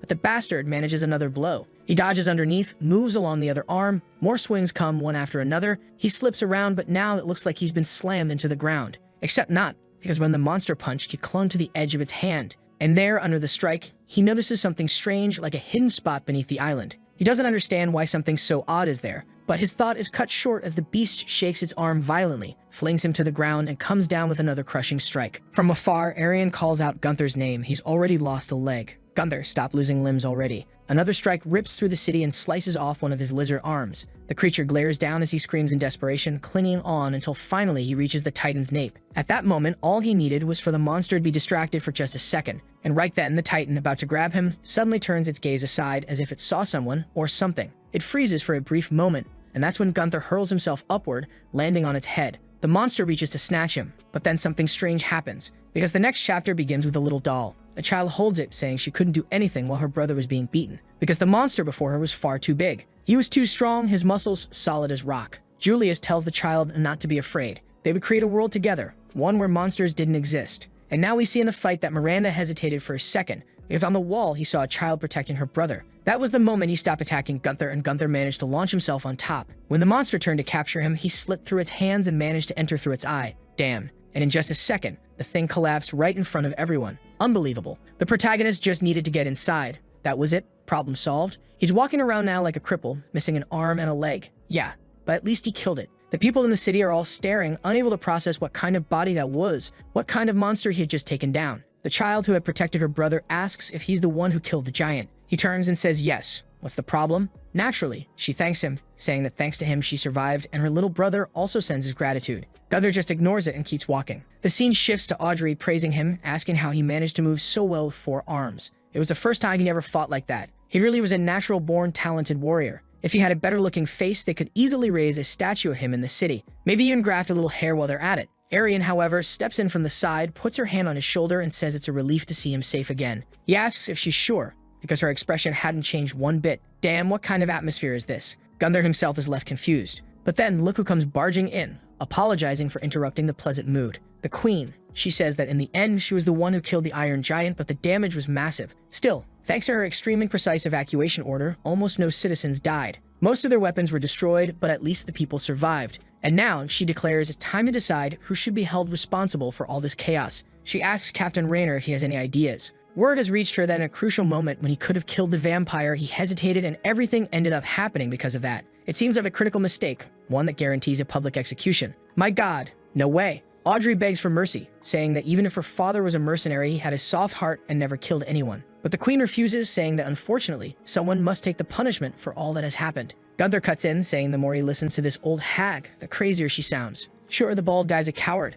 but in his eyes, the bigger blame lies with the one who wasted troops preparing useless weapons and made it harder to find that damn box. But of course, in front of everyone, she won't admit that in the end, she's the one responsible for nearly getting everyone killed. The Queen stares him down, demanding to know what he's talking about. And then, out of nowhere, a man appears at her side, saying the Queen is still playing a role she's not suited for. Gunther realizes he hadn't even noticed the man approach, and before the Queen can understand anything, the protagonist's head is rolling across the ground. The stranger declares that he is the king's brother, the last surviving true royal, the one who failed to become king, known as Velvet Hound. And as part of the promise he made to Julius, he came here to take away the immortal knight, a protagonist who's just a head against a 20-armed monster. No way. The next chapter opens with soldiers being utterly torn apart by this Velvet. He tells them not to throw their lives away so uselessly. He's the last surviving royal. According to Julius, he has to take the immortal knight, so they better not stand in his way. He's leaving without killing anyone. He shows them the head, saying they don't want to die over something like this. The knights reluctantly agree. They step aside because none of them could kill him anyway. That's when Olivia steps in front of him, saying she's heard the rumors that her uncle really had become a monster. He answers that she still seems to be suffering quite a lot, and what he wants to know is whether the Queen or the princess is really going to stand in front of him over that head. She looks him in the eyes and of course just steps aside, as if she actually cared about that. Velvet walks past and then says their footsteps are noisy. True royalty makes no sound when it walks. And clearly, that struck a nerve with her, leaving her fuming with anger. Velvet keeps moving, carried along while everyone watches. The crowd doesn't react as Raynor says they have to stop this. If that man crosses the bridge and enters the forest, this place is finished. The forest is full of obstacles, hard to track through and harder to fight, and sunrise is coming soon. They had to buy time to get Gunther back. Raynor's daughter then yells out, asking why he isn't running but only walking. Velvet replies that true royalty never runs in front of others. Well then, they might as well keep following him and watching until the sun rises. He won't run. They follow him across the bridge until someone orders them to stop. It's Leonard standing face to face with nothing but his courage. Velvet asks if he really intends to block the path for the sake of a head. And Leonard, damn, says yes. Velvet wants to know why. Leonard answers that it's because that man is humanity's last hope. Velvet laughs, saying it's funny. Every single human he's ever known has lived only for themselves. In the end, the ones who hurt humans the most are other humans. So why does Leonard think it's worth throwing away his life for such vile creatures? Leonard lowers his head, but suddenly lifts it and declares that even so, he still believes humanity is worth saving.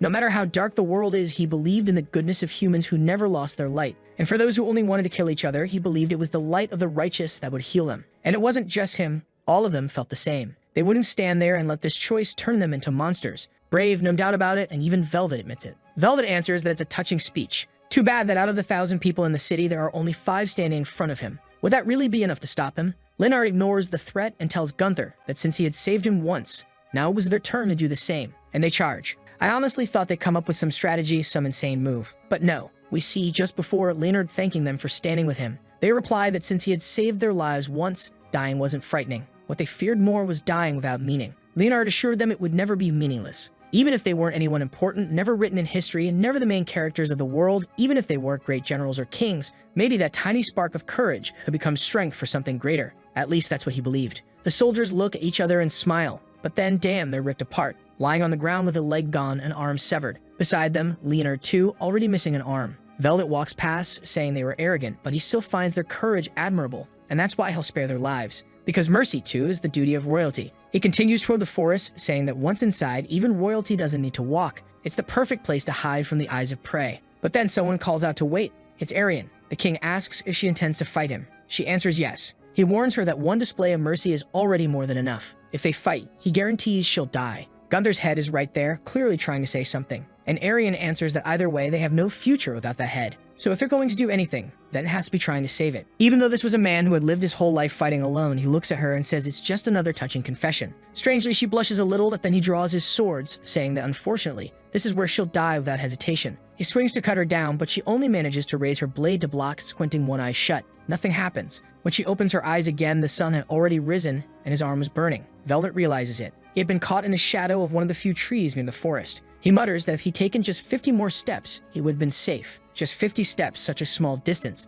but such an important one. Now the queen is practically laughing at him, saying he truly is the face of real royalty, pathetic and pitiful. Hiding beneath a tiny tree, risking his life, terrified of death. He should have at least brought along a low-class vampire to shield him or something. But she's foolish to think that since he was cast out of royalty without a single follower, of course he has no vampire. Velvet admits it. When her father exiled him, he was sent to an island and had no one at his side. So, what will they do now? The queen says it's time to bring an end to a member of the royal family. Maybe she should chop down part of that tree or set the whole thing on fire. Velvet replies that destroying the tree to burn him in the sun isn't something honorable royalty would do. He never killed needlessly, and if he wanted to run, he could have easily escaped. But everything he does is to uphold the true honor of being royalty. That's why being trapped under this tree is part of the process, defending his honor. For her to take advantage of that weakness to kill him in such a cowardly way would be unthinkable for a descendant of the royal line. Arian calls it sophistry, an argument crafted to give the illusion of truth. I'm super intelligent, I definitely didn't just read that on Google. She says it because this man is trapped in the shadows only thanks to the sacrifice of the knights.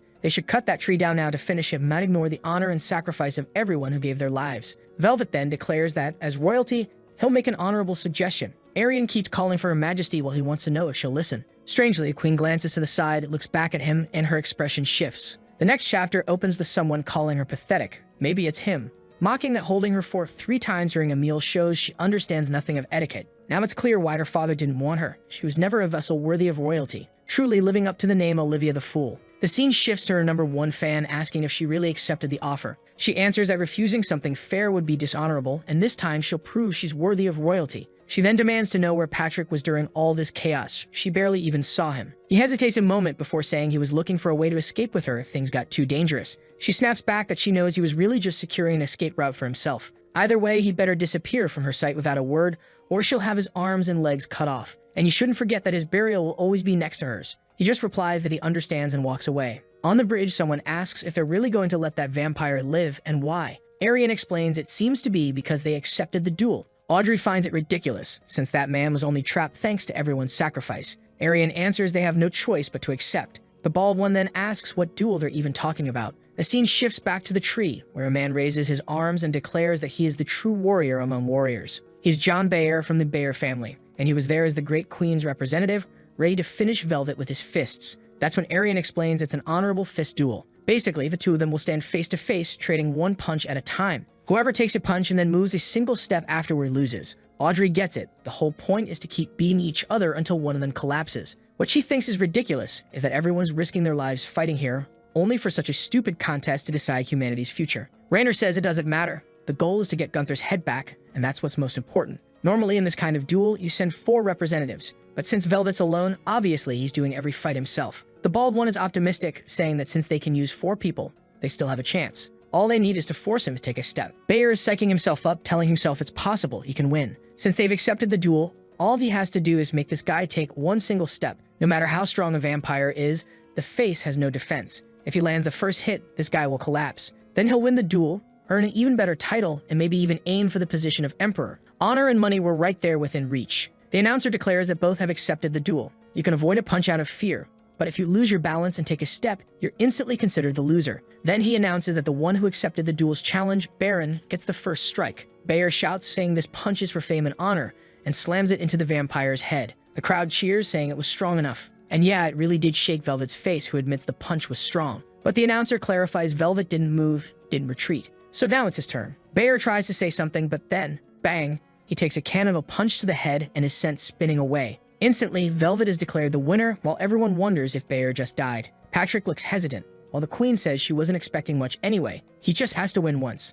The next challengers are the ones who've already won duels like this, so she's eager to see what happens next. The second son of the Brune family, Nicolas Brune, steps forward, a massive guy. Where the hell was this legend when the monster invaded? Or when that vampire woman was slaughtering everyone? Even Velvet admits this one actually looks stronger, while Nicolas thinks this fight isn't about strength. He has to land a vital blow, create panic, and then it'll be easy to make Velvet move. And the best vital spot at the start of the fight is the temple. The vampire really reels when he gets hit, his head twisted sideways. Audrey looks excited, but the chapter cuts right there. Then the referee goes to call Nicolas the winner, until they see that even though Velvet's body contorted, he didn't move a single step. Nicolas insists it doesn't make sense. His whole back shifted, but the announcer says he didn't move a foot, so there's no issue. Nicolas starts to protest, and then, bam, he's sent flying too, smashed into the ground. Another one gone, and the crowd wonders if he's dead as well. Then the third representative steps up, Joseph Rambler, and suddenly it hits me. Could the last duel actually be Rainer's daughter? She's tall, jacked, built for it. Joseph says the most important thing in a duel like this is knowing your opponent. He studied the patterns, the habits, and now he's sure he knows how to win. A crucial weakness in Velvet's fighting style had been revealed. He grins, saying he'll show it. Except, yeah, he's already been blasted away too. We didn't even see the punch he threw. Audrey complains that it doesn't make any sense, that everyone's lives in the city are being gambled away like this. Arian quietly adds that now all they can do is pray the last representative makes the difference.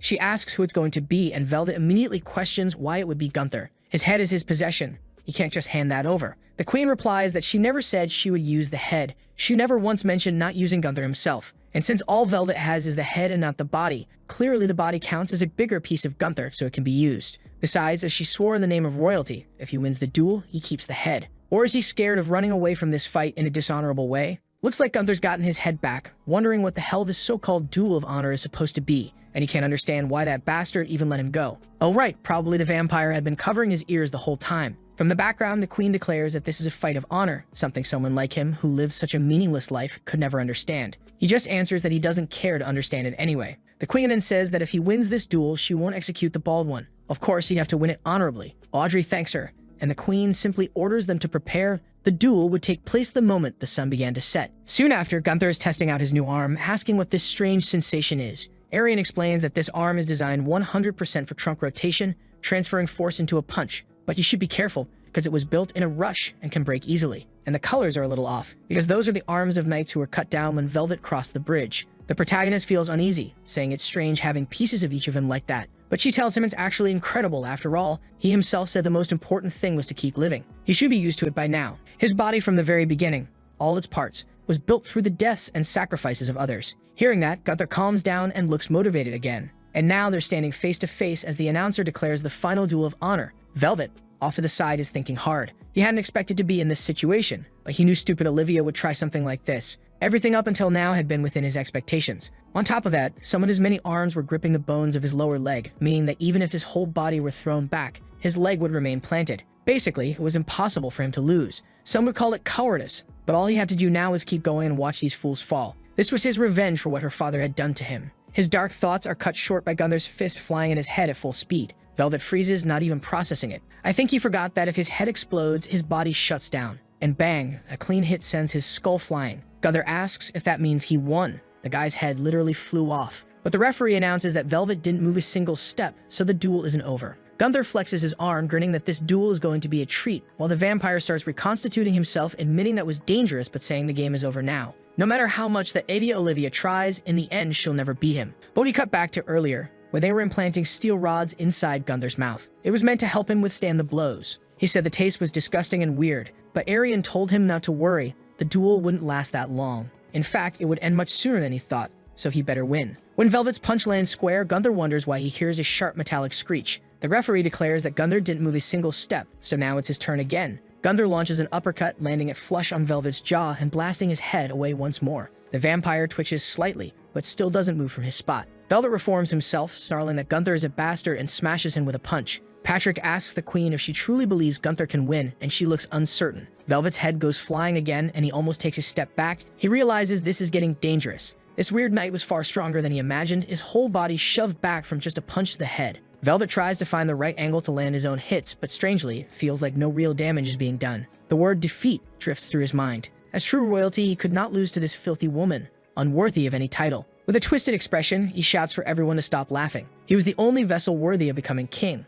Only him, the one truly worthy of that position. Gunther, meanwhile, is chewing on the steel rods in his mouth, muttering that he doesn't care. Velvet spirals deeper into madness, ranting that that woman's father stole everything from him. And as if that weren't enough, he even severed his arms, keeping him from ever trying again. Gunther just says the guy's family is completely insane. Velvet reconstructs another arm, declaring he'll prove that fakes never win, and goes for another punch. But this time, Gunther dodges. Velvet is left stunned, and Gunther counters with a strike straight to his chest. Everyone gasps. The queen is speechless as Velvet is hurled away. He scrambles up, screaming that the bastard dodged and threw away all his honor. Gunther shoots back that if Velvet is fighting the whole mess of limbs strapped to his back, what right does he have to talk about honor? Besides, he only went along with this because of the bald one, but now he's tired of it. Velvet tries to restore his arm, but realizes he can't. Just like Gunther had done with Evelyn in the circle, he had damaged Velvet's heart, making full regeneration impossible. In that moment, Gunther grabs him by the neck in memory and says the real fight is about to begin. But again, Velvet insists that in the name of his noble family, he has another proposal. Gunther's response is to tell him to go to hell and blast him in the head again.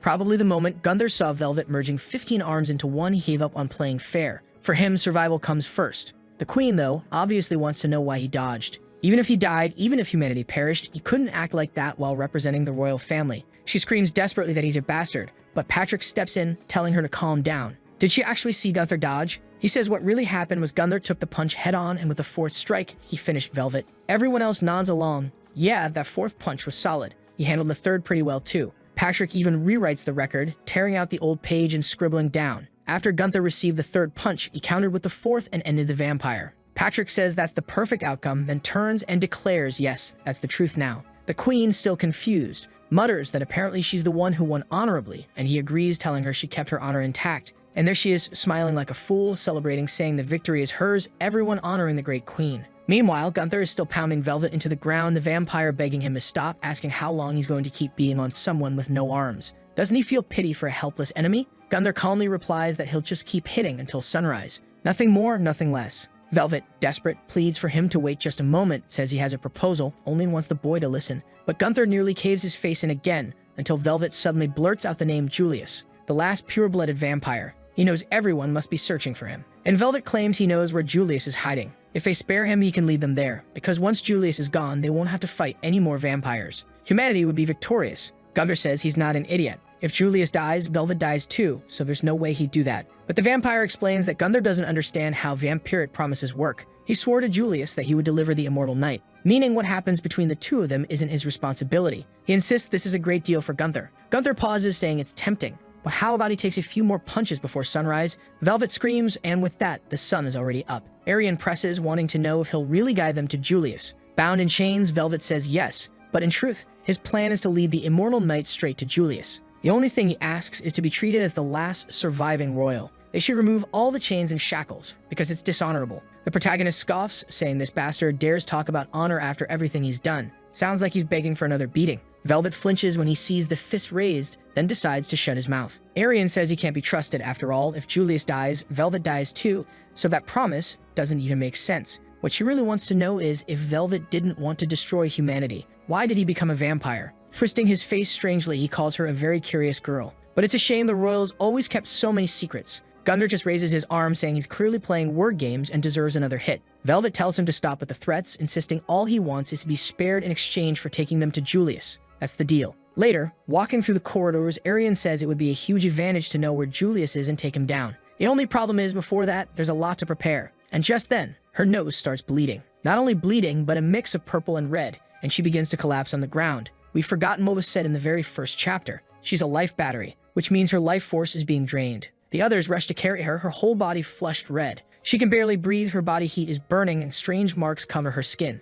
That's when Gunther notices she has a massive implants along her back. He asks what that is, and the bald one explains it's the result of her becoming a human generator. A cocktail of drugs, potions, and all kinds of substances were pumped into her body. Those devices on her back work to detoxify the damage caused by those drugs, which is what lets the energy flow through the transmitter. On top of that, her intestines and organs are all compressed by the machinery. The only thing she can eat is certain types of soup. Gunther mutters that the fact she's still alive is already a miracle. Raynor adds that this is why Arian is unique. No normal person could have survived all this, and yet she endured days and nights in that body. Still, Gunther wants to know, why did she collapse and will she recover? The bald man says first they need to understand the source of the body's heat, what exactly is happening. Then he asks Gunther if he's worried about her. Gunther shouts, hell no, he's worried because if she dies, he dies too. The bald one realizes immediately he doesn't actually care about her. One of the plague doctors then reports her pulse has finally returned to normal, but they still don't know the cause of the collapse, and all they can do is wait and see. Meanwhile, Gunther is there, hooked up, saying there's a problem. He knows she's unconscious, but the bar on her arm isn't rising.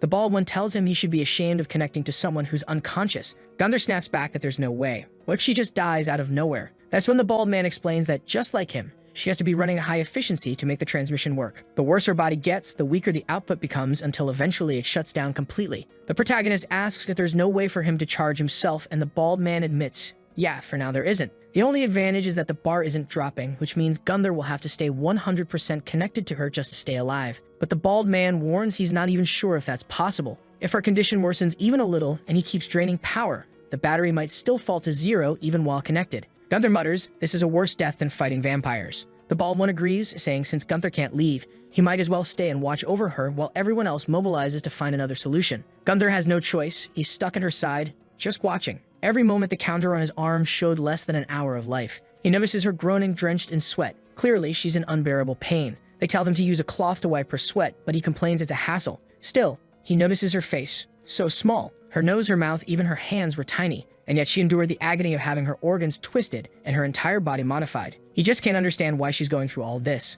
Just then, Audrey opens the door with more water and sees Gunther holding Arian's hand. She apologizes for interrupting a romantic moment. He shouts that he was only wiping sweat. Audrey tells him to enjoy his time and closes the door out of nowhere. Desperate, he yells for her to come back. But night falls and he's still there wiping away the sweat. He wonders aloud if she, who always acted so tough like nothing ever bothered her, is really just going to pass out beside him like this. He sits there staring at her as the hours slip by. And then he remembers her words, that she'd hope to see him tomorrow. Gunther grows sentimental, clasps his hands together, stares at her, and admits that out of everyone, she's the only one he wanted to see tomorrow too. But then the sun rises and he panics. He's prayed, he's wiped her sweat all night, but she still hasn't woken up. Worse yet, even connected. The timer on his arm is dropping. Rainer steps in, saying they can't waste any more time. They'll have to go with the last option. Gunther demands an explanation, and Rainer tells him Arian's human generator can no longer function. Before it shuts down completely, they'll mobilize everyone to create a new one. She's carried off while people warn to handle her carefully. Gunther follows close behind until they stop at a gravestone covered in names.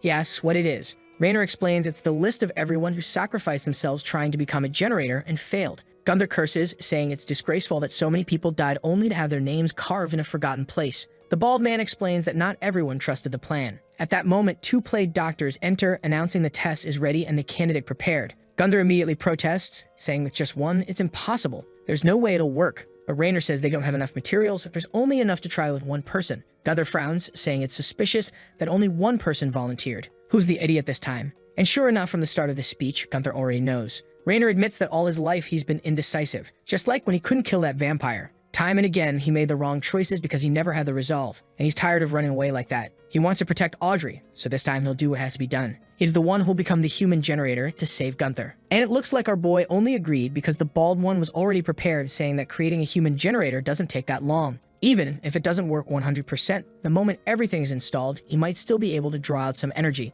Gunther asks what happens if it doesn't work at all. Rainer just tells him not to worry, everything will turn out fine. The doctors take him away, saying the operation is about to restart. As he's let off, Rainer asks Gunther to please keep all this a secret from Audrey. Next scene, his veins and fingernails are turning blue and he's scratching at himself, writhing in agony on the table. Gunther demands to know what's happening and the others explain it's an absolute success. The first operation worked and now they'll move on to the second. Gunther mutters, well, good. It's not over yet. He asks the bald man how it feels to be a blue bald man. Rainer replies it's terrible. At least the first phase only had a 50% success rate, and since he's still alive, that counts as a good result. The protagonist praises him, telling him to keep that positive attitude. Rainer then wants to know how much energy he has. He looks down at his wrist and says not much, just a tiny flicker. He tries to sit up, saying he has something to confess while he's still conscious. Gunther groans that he doesn't want to hear any death secrets, but Rainer goes on anyway. Audrey isn't his biological daughter. Gunther's shocked, saying that explains why they seem so different. But if she isn't his, then where did she come from? Rainer explains he had been abandoned by the mercenaries he spent his whole life with. After losing everything, he lived on the streets.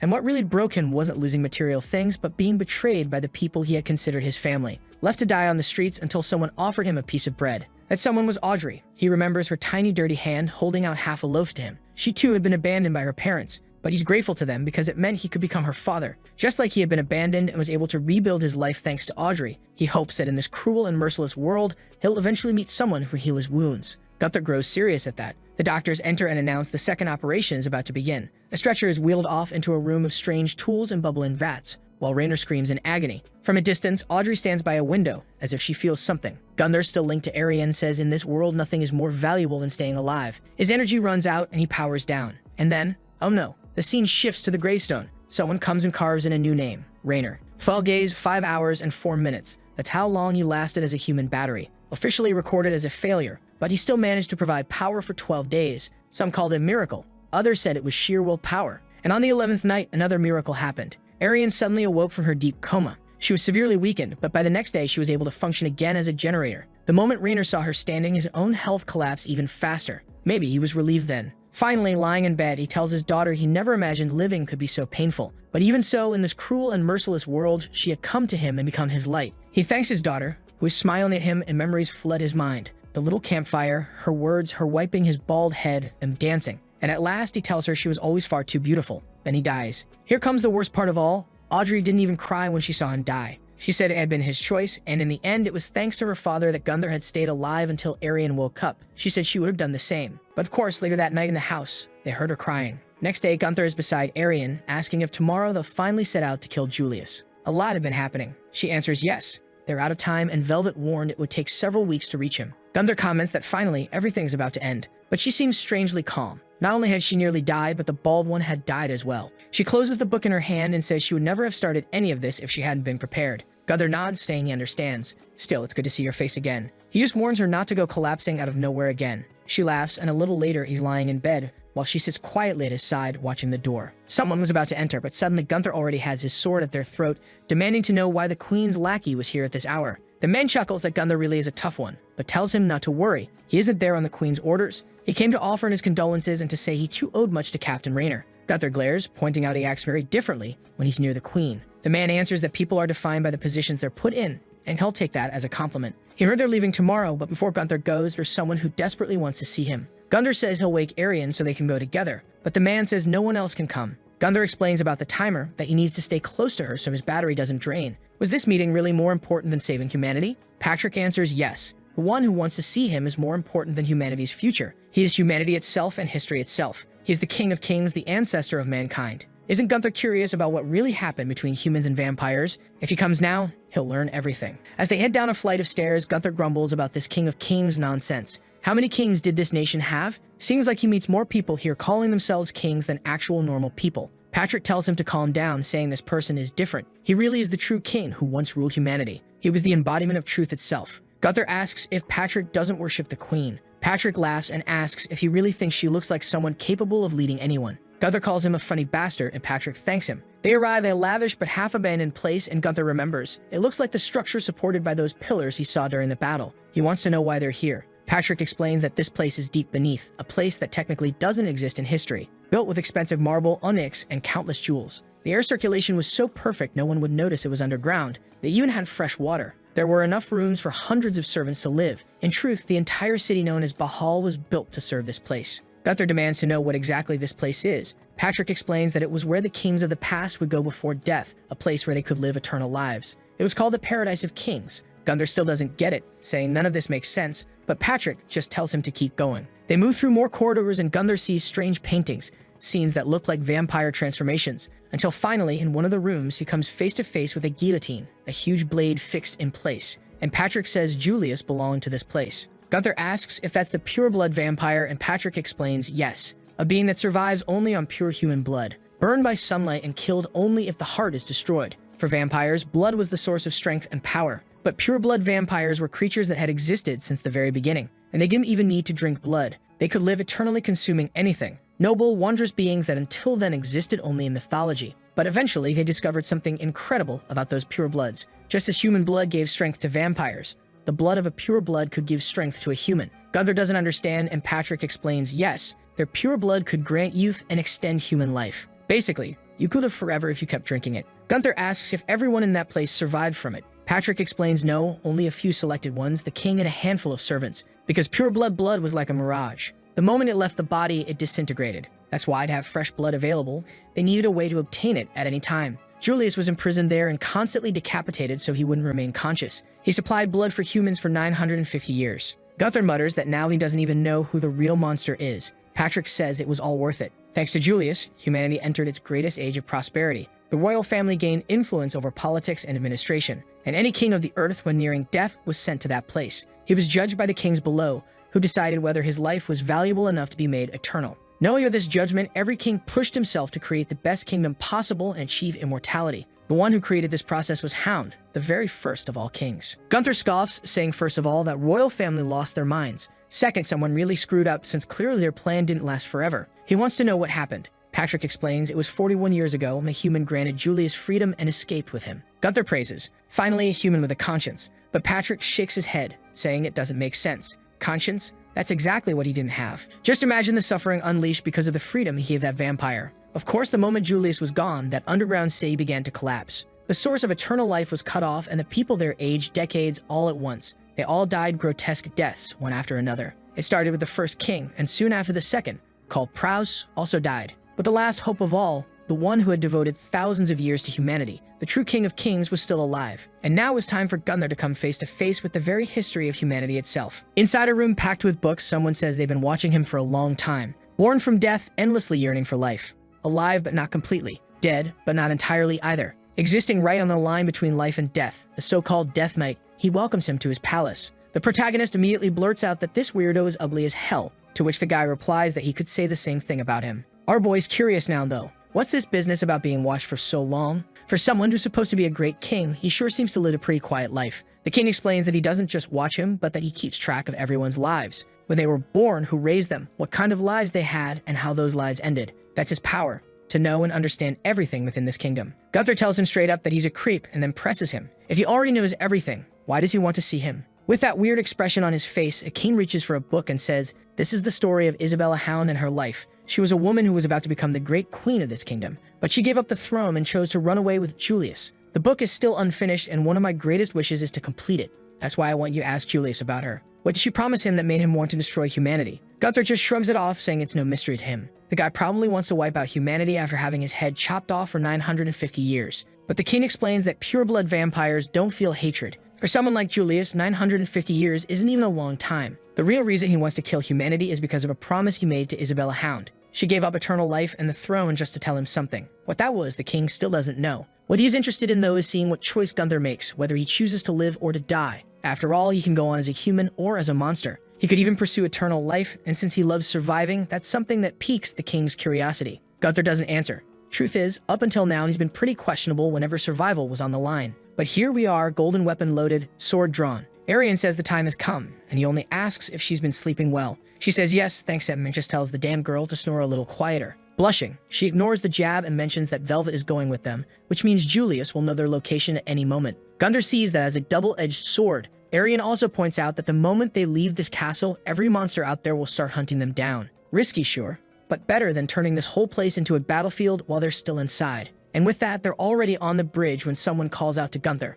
It's Audrey, apparently enjoying them too. She's all cheerful, dead giveaway she's gonna die. He notes that she cut her hair and she says she just wanted a little change. To him, it looks exactly the same, but whatever. Funny enough for someone who usually doesn't care about others, our protagonist paying a lot of attention. He asks how Velvet is, and she explains that obviously he's been avoiding her at the manor. When he goes to check, the guy's shouting, claiming he's crazy for treating royalty like that. But Gunther just shows his fist, and the man immediately shuts up. The doctors then say it's time to leave. The carriage starts moving forward while Gunther remembers the king's words. Live, die, stay a monster, or chase immortality. He was curious about all of it. With a small chuckle, he presses on, while from one of the faraway towers, the queen watches before turning away. At the same time, Julius is calmly waiting at his home, still as ever, for the two of them who are on their way. One step forward and we move on to the next chapter, where someone's already shouting, wanting to know what this 582 kilometers thing's about. Velvet says, that's the distance they are from Julius. The protagonist snaps back, what kind of nonsense is that? These vampires don't know how to set up bases in accessible places, huh?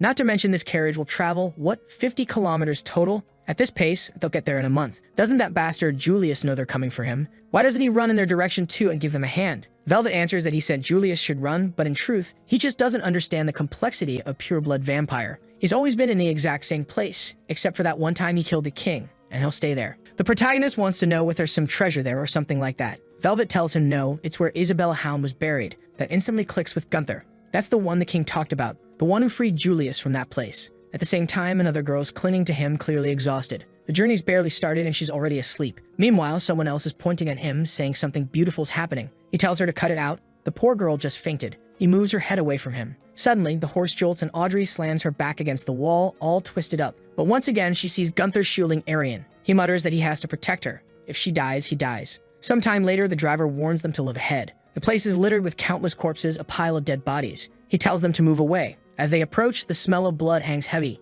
It's fresh. The strangest thing is, the bodies have no bites or cuts. They look crushed. Gunther warns everyone to stay on alert, because there's a vampire nearby. He also says to collect the usable bodies. Maybe they can craft a weapon for him. That's when Audrey notices something odd. All the corpses are missing their hands. From inside the carriage, Velvet says this is going to be fun now that they've entered that person's domain. She asks who, and he explains that among the high-ranking vampires, there are two weird, crazy ones. One of them is Nesh No Hands, a filthy former slave that everyone hated dealing with. But one thing was undeniable. He had a real knack for killing. Velvet wants to see how many of them survive this fight. And they better not forget, they still have 582 kilometers to go. Moving on, Audrey is sure this road to Julius isn't going to be easy. They'll need to avoid fights as much as possible. And one of the most important things, as Arian says, is protecting the incredible black carriage. It's basically a simplified Bahal laboratory. Medicine, pieces of Gunther's weapons. They can make anything in there.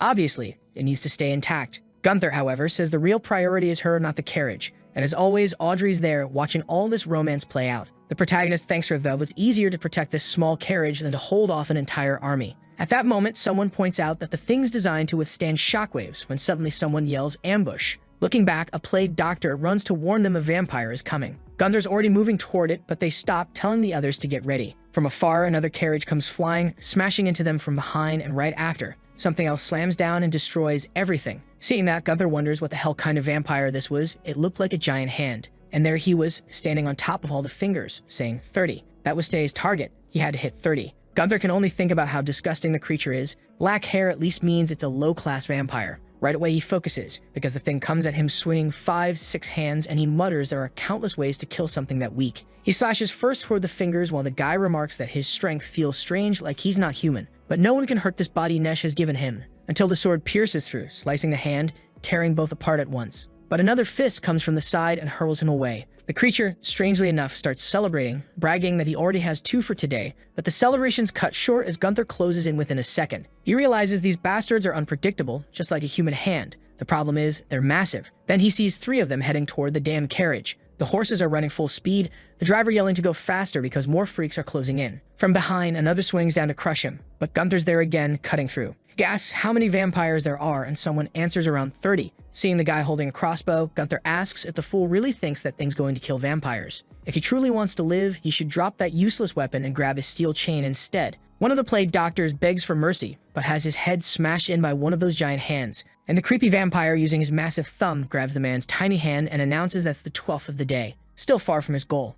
He glances aside, sees the carriage rolling by, and orders everyone to follow. Fingers are running along the sides, others coming from different angles, while Gunther slashes in every direction, grabs some chains, and spins them around, tearing everything apart. At the same time, he keeps himself anchored to the carriage, pulls forward, dodges another strike. He snaps the chain around his arm, uses it to sling himself ahead, slicing through 3, maybe 4 more in a flash. The doctors inside are stunned that someone can cause this kind of destruction with just a chain. He really is a monster. They think this is going to be easy, and then he's suddenly ripped away. Arian's right there when, apparently, it's just a flicked stone shooting through the window. What the hell? The bastard declares the next one's coming. The shot fires, Gunther sees it heading straight for the carriage, tries to intercept, swings his sword at the stone, but blood bursts out. The next chapter opens with that very moment. His slash failed, and damn, the horses were shredded in half. As the first collapsed, the others tripped, forcing the carriage to a stop. He quickly asks if everyone inside is okay, and they say yes. Problem is, obviously, the horses are gone, so they're screwed. Another shot nearly hits Gunther as he dodges aside, spotting the bastards up in the mountains. The group's trying to raise the horses again, but he knows there's no time.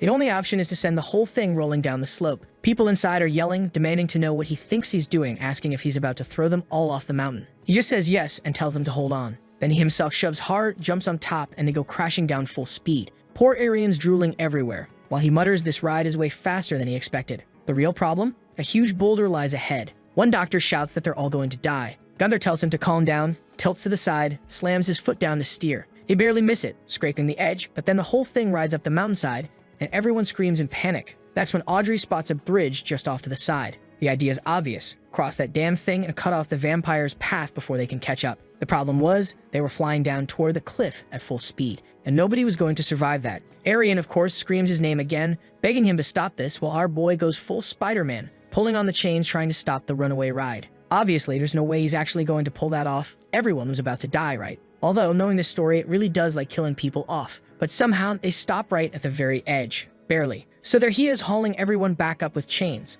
I was about to say everybody inside was just being lazy, but no. They're all on the back helping out. That's when one of the doctors warns them that the damn little hands are rushing in, desperate, at least 2 fingers worth charging. At least they managed to cross before the fight kicks off, and now it's time to bring the bridge down. Gunther rushes forward, slams his blade into one pillar, then another, but somehow the bridge holds. The pillars must be anchored deep into the ground. Arian yells for him to smash the earth along with it. The problem is he's running out of energy, and this was going to have to be settled with one last punch. He stretches his arm, the creatures are charging across the bridge, and he slams down into the ground. The whole thing collapses, the cursed little hands tumble into the water, carried away by the current. Arian calls out to him immediately, but he insists there's no way in hell he's dying here, and then he passes out. Meanwhile, the remaining hands crawl out of the forest, and the ones made from that special blood are burned away, leaving only the one controlling them. They retreat to a cave, carrying a few severed fists, and report directly to Lord Nesh. He says it was decent work, but why does it look like nobody hit their quota today? And yeah, we can already tell what this is. He's a filthy ex-slave who had his hands cut off.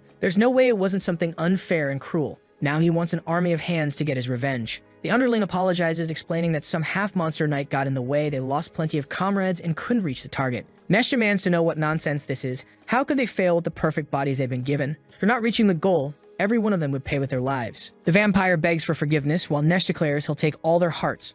The poor fools in the back are sobbing, promising they'll double the quota next time. But suddenly, Nesh starts muttering, saying something about the fist. I have no idea what he means, but he asks if the guy is certain. The man swears he saw it. Nesh thanks him and says that this time they'll be spared. Everyone drops to their knees, overjoyed to live another day, drooling in their madness. Nesh asks what the mission will be next time. He stares at a single hand, and his expression changes. He declares, 10,000. Apparently the hand itself passes the mission. I don't really get it, but eventually this story ties everything together. At least it never leaves loose ends. Back with the carriages, the group is moving along the edge of the forest. The protagonist gives Velvet a smack, asking if he's okay. Velvet just answers that there are still 578 kilometers left. At this rate, unless they fall into some portal, it's never going to happen. After that whole mountain descent at breakneck speed, they've only covered 4 kilometers. Arian is at least thankful they protected the carriage, but Velvet from inside says he doubts it. At this pace, they won't even make 100 kilometers. They have to push themselves far harder if the Death Knight's head is going to stay calm. He's laughing like some deranged psycho, while Gunther admits it's annoying, but the bastards tell him the truth. At this rate, there's no chance they'll survive 100 kilometers.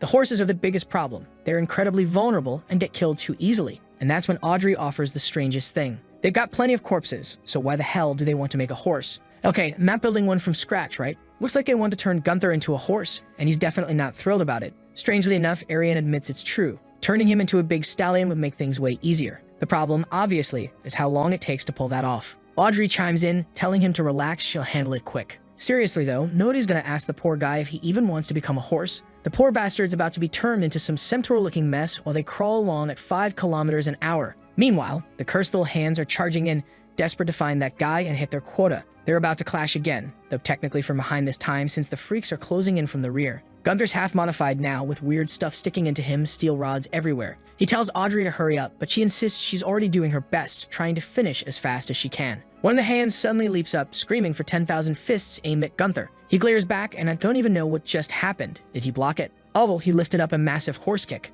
Even the demon's shocked, asking what the hell that was. The thing gets crushed, stomped flat. Damn, those are some seriously muscular horse legs. The design is insane, and Gunther's actually liking it, saying that with this he feels like he can wipe everything out. Arian's about to tell him to stall for time, but instead she sees him running around like a madman, slashing through everything, demanding to know who's been talking about killing him. He stomps one of the creature's faces in with that giant horse hoof, spins around and almost kills Arian by accident. She yells at him to watch his side. The monsters are already scattering, fleeing in terror. They're screaming that there's a monster here begging for help. Gunther wonders aloud if he really looks that hideous. This whole cursed mess was way too tedious. Time to get back on track. But just as Arian's about to say maybe things will stay calm today, a strange roar echoes out. Nesh is nearby, muttering that 10,000 really is a lot, but they're just making it worse for themselves by trying to run. He turns to one of his followers, asks what the quota is, and then runs an arm straight through him, adding that he'll be taking his heart as a bonus. Gunther wastes no time, he's already on him in a second, sword strike nearly reaching the guy's eye. But before that, we saw him asking Velvet why this freak collects fists.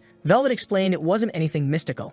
It came from a baron in some rural area who forced slaves to work on a peculiar plantation. If he didn't hit the quota, he'd cut off their hands. Didn't matter if they were children, old, women, men, everyone died back then. Velvet swears that if he'd been king, something like that would have never happened. But Nesh is the kind of twisted person who whispers corruption into children's ears. He stares at that severed hand like he's hearing some eerie voice. Velvet always wondered who that strange hand originally belonged to. And then Gunther's strike, the one that nearly connected, gets stopped by a blade. Nesh sneers that it can't end like that. The slaves aren't here anymore. Then he drives a blow into Gunther's chest, declaring that now it's his turn to settle this. Weird vampire energy starts swirling around his body, transforming him into some grotesque Megazord covered in giant hands. He warns that today he's taking Gunther's hand and his fist. It's time to dance. Gunther fires back boldly that plenty of people have tried to kill him, but none have ever managed it. He's faced far stronger foes and lived through it. He charges forward, sword ready. Nesh simply declares that today will be the boy's first death, slamming a massive fist down toward him. But the next chapter opens with Arian saying that vampire blood almost has a will of its own. Gunther realizes they're like tools with consciousness, and she explains that's why they grow stronger when pain and willpower grow stronger too. Then she asks what kind of pain would cause the greatest suffering for a human. Audrey says probably being burned alive has to be one of the worst. Maybe also having absolutely no hope left in life would be unbearable. And apparently this is back when Raynor was alive, because he says once he heard a scream that didn't sound human at all. It wasn't coming from the throat, it was like it came from deep inside the heart, something animalistic. It came from a mother who had just lost her child in an accident. The three of them fall silent, and he says it made him think again, that maybe the most painful thing for a human is the heart of a parent, one who was forced to watch a child die. Yeah, and of course, Nesh the Handless saw his own child lose their hands and die right in front of him. That kind of thing could really turn anyone into a villain. And now here he is, using every ounce of strength he has to blow apart Gunther's arm. Gunther, of course, realizes it's not going to be that simple. Nesh seems almost disappointed, saying Gunther destroyed the fist, but he had to take it. How is he supposed to reach his quota now? He needs to control his legs better. But in the middle of his thought, Gunther interrupts him with a horse kick, slamming him, then unleashing another strike and another and another. The kid's pulling off a full Mortal Kombat combo, and yet the monster stands untouched, asking if that's really all the rage he has. The protagonist doesn't get it, how this creature hasn't even flinched, hasn't hesitated for a second. Strangely, as Nesh draws closer, Gunther feels something unsettling. He knows no enemy is without weakness, if for some reason he feels intimidated. Deep down, he knows he can't win against this guy right now. That's when Arian shouts from the back, telling him they've finished packing everything up. There's no reason for him to keep fighting. And he looks at her, remembering he's always been the one who chooses survival over anything else. With horse legs, he runs faster than anyone, sprinting at full speed. But of course, an attack teeters through his chest, blasting open a crater. From afar, Nesh calls out that he still has 10,000 fists to collect, so where does Gunther think he's going? Then, bam, it looks like it hit his head. Blood pours down, and he's wondering if it really struck his face, how exactly he was hit. There's an eye on the ground. Only half his head was torn, but the brain's still intact. The problem is, his other eye is swollen shut, leaving him blind ahead. He can sense something charging toward him, but there's no way he's going to die like this. He leaps, shouting that no one is capable of killing him, and swings to punch back, but truthfully, he doesn't even know what he's aiming at. And just like that, the next chapter begins because every time something happens, it flips. Now we see Gunther in a pool of blood surrounded by corpses. A fallen man asks why the child is still fighting. Killing or dying changes nothing in his life, so why struggle so hard to run from death? Does he really believe he'll ever find a place he belongs? Or maybe he clings to the illusion that there's some way to take revenge on the parents who abandoned him in the trash. Gunther snaps at him to shut up, but the man only says he's a whiny child who's never felt love. There's no place for him in this world, no matter how hard he tries. No one has ever wanted him. With that, Gunther swings at him, and we're back in the moment of impact. His strike nearly hits Arian, who screams, grabs hold of him, and tells him he doesn't need to fight anymore. He's left confused, wondering how he can stay alive like this when he can't see. She tells him she'll be his eyes. She climbs onto his back, and together, they charge forward at full speed. The danger, though, is that the stones ahead could skewer him, and if that happens, she'd suffer too. But when the first one comes, she shouts for him to duck, and they dodge once more. But then Nesh leaps, and nearly stomps right on top of them. They run in a panic. Gunther can't understand what the hell this fight even is. How is he supposed to predict anything when he can't see a thing? He wonders if maybe this is how he'll die and not understanding a single thing happening around him. Maybe this was the horrible death he'd always been waiting for. But Arian grabs him, telling him this time he's not alone and he doesn't need to worry. She calls for him to dodge left, and he just follows her words, moving blind. She warns that the carriage is 5 meters to the left. He just needs to go a little farther and plant his foot forward. He screams out desperately, and from Nesh's point of view, they're already way off in the distance, fleeing. Nesh mutters that the bastard really is slippery, and now it's complicated. He needs 10,000 fists to hit his quota. Still fine. He'll chase him every night until they're exhausted. In the end, he'll be the one to kill him. The scene shifts to the next day. They finally stop to rest a bit and check their supplies. Audrey asks what the next part of the plan is because unfortunately the boy's head is still open. Gunther, though, says to let Arian rest a little. Sheet collapsed. And then he asks the question, how do you even fix someone's head? He never thought about it before, but yeah, it's possible, right? Of course it is. The whole damn thing's stitched together already. That's what he's asking. Can you fix my eyes? I can't fight like this. She tells him something he needs to know. Luckily, his brain wasn't damaged at all, so they just need to put on a new cover. His face will be fine. The only real issue is the eye. And sure enough, when he looks around, everyone's distorted, their head's huge. He mutters something's off, everyone looks big-headed. Arian explains that the eye is the most complex part to rebuild for his body, and in a rush, this was the best they could do. He snaps at her and moves back, saying it looks like a balloon, and she explains that his right eye is closed and not functioning because it was so complex they had to give up. Specifically, the connections are almost impossible. Too many nerves, too tiny, and with the crude tools they've got, there's no way to do it properly. Gunther demands to know how he's supposed to fight like this. He even suggests taking someone else's eye and putting it in his face. Audrey says maybe they have a few spare eyes. They'll try their best. She asks if he can see with the one they put in, and he says no, not at all. Nothing. They try another one, looks like it's from a vampire, but the thing spins around wildly. They insert another. He says now he's seeing 8 of everything. Another one, nothing. Another, still nothing. She admits they tried all of them, and none worked. The real problem is, if they keep stalling here, Nesh will catch up. Better to keep moving and try to find a new eye along the way. So they carry on, but even a rabbit hopping across nearly makes him stumble. Stones tumble down beside them, and he panics. Arian explains it's just a small mountainside, rocks falling, nothing to fear. She promises she'll warn him. Still, she can't understand why he looks so shaken. He explains from the moment he was born, he's been surrounded by people who wanted him dead. He could barely sleep, always afraid of a knife in the back. For someone who spent his whole life alert, watching every place, every moment, losing his vision feels like the entire world wants him dead. And he can still see clear as day the one person who wanted him dead more than anyone else. The one who brought him into this world and the first to wish for his death. He presses a hand to his face and Arian clasped it, telling him to stay calm. His vision will return soon, but until then, he can trust her. She won't let the darkness come near him. She says he can trust her. He answers he'll try. And just like that, look at this romance. I just don't know if I like the romance in this story because I'm sure everyone's going to die and get screwed over. In other words, it's going to be more tragedy than romance. Then Arian mentions there's a river up ahead, and when Gunther dips his hoof in, he pulls back immediately. A little later, they have to jump over some branches and both of them fall flat on their faces right into Manhwa. They keep going through deserts at night, forests by day, and snow, always side by side, hands clasped. Once again, he gets startled and she reassures him. It's just another rabbit. She glances up and says the night sky looks beautiful, like pearls scattered across the Black Sea. He answers that maybe it really is beautiful, while Audrey watches the two of them closely. That's when Audrey calls out to Gunther, saying she has to ask. She can't hold it in any longer. His attitude toward Arian seems to have changed, and sure enough, she goes straight for it. Do you like Arian? He stops to think and suddenly lets out a confused yell. Clearly, Gunther doesn't even know what liking someone means. All his life, he's only killed and been killed. He wonders about it while Arian cuts in, telling Audrey to shut up and asking what kind of weird question that is. Out of nowhere, Gunther turns all brooding, saying there's no way to know if he loves someone because he doesn't even understand what love is. Then he clarifies, slashing at the air as he insists they're getting it wrong. He's with Arian because if she dies, he dies. That's the only reason he has to protect her. But if he could keep living without her, he honestly wouldn't care. Audrey looks awkward, standing near one of the doctors, who wants to know why she even asked such a thing. The next scene shifts to Velvet being fed. He says the blood today was delicious, and he's already looking forward to the next meal. Audrey thinks to herself she never imagined this would be one of the problems they'd have to deal with, having to feed the spoiled brat every 2 days. The protagonist mutters it's strange. He thought high-ranking vampires didn't even need blood. And now they're basically driving along a walking blood bag for this guy. Audrey explains that they need blood while fighting or to recover. Velvet adds that in war, the most important thing is supply. That's why vampires always carried blood packs with them. Audrey finds that odd, but Velvet explains that carrying around a live human was far too risky. You never know what they might do or when they might die.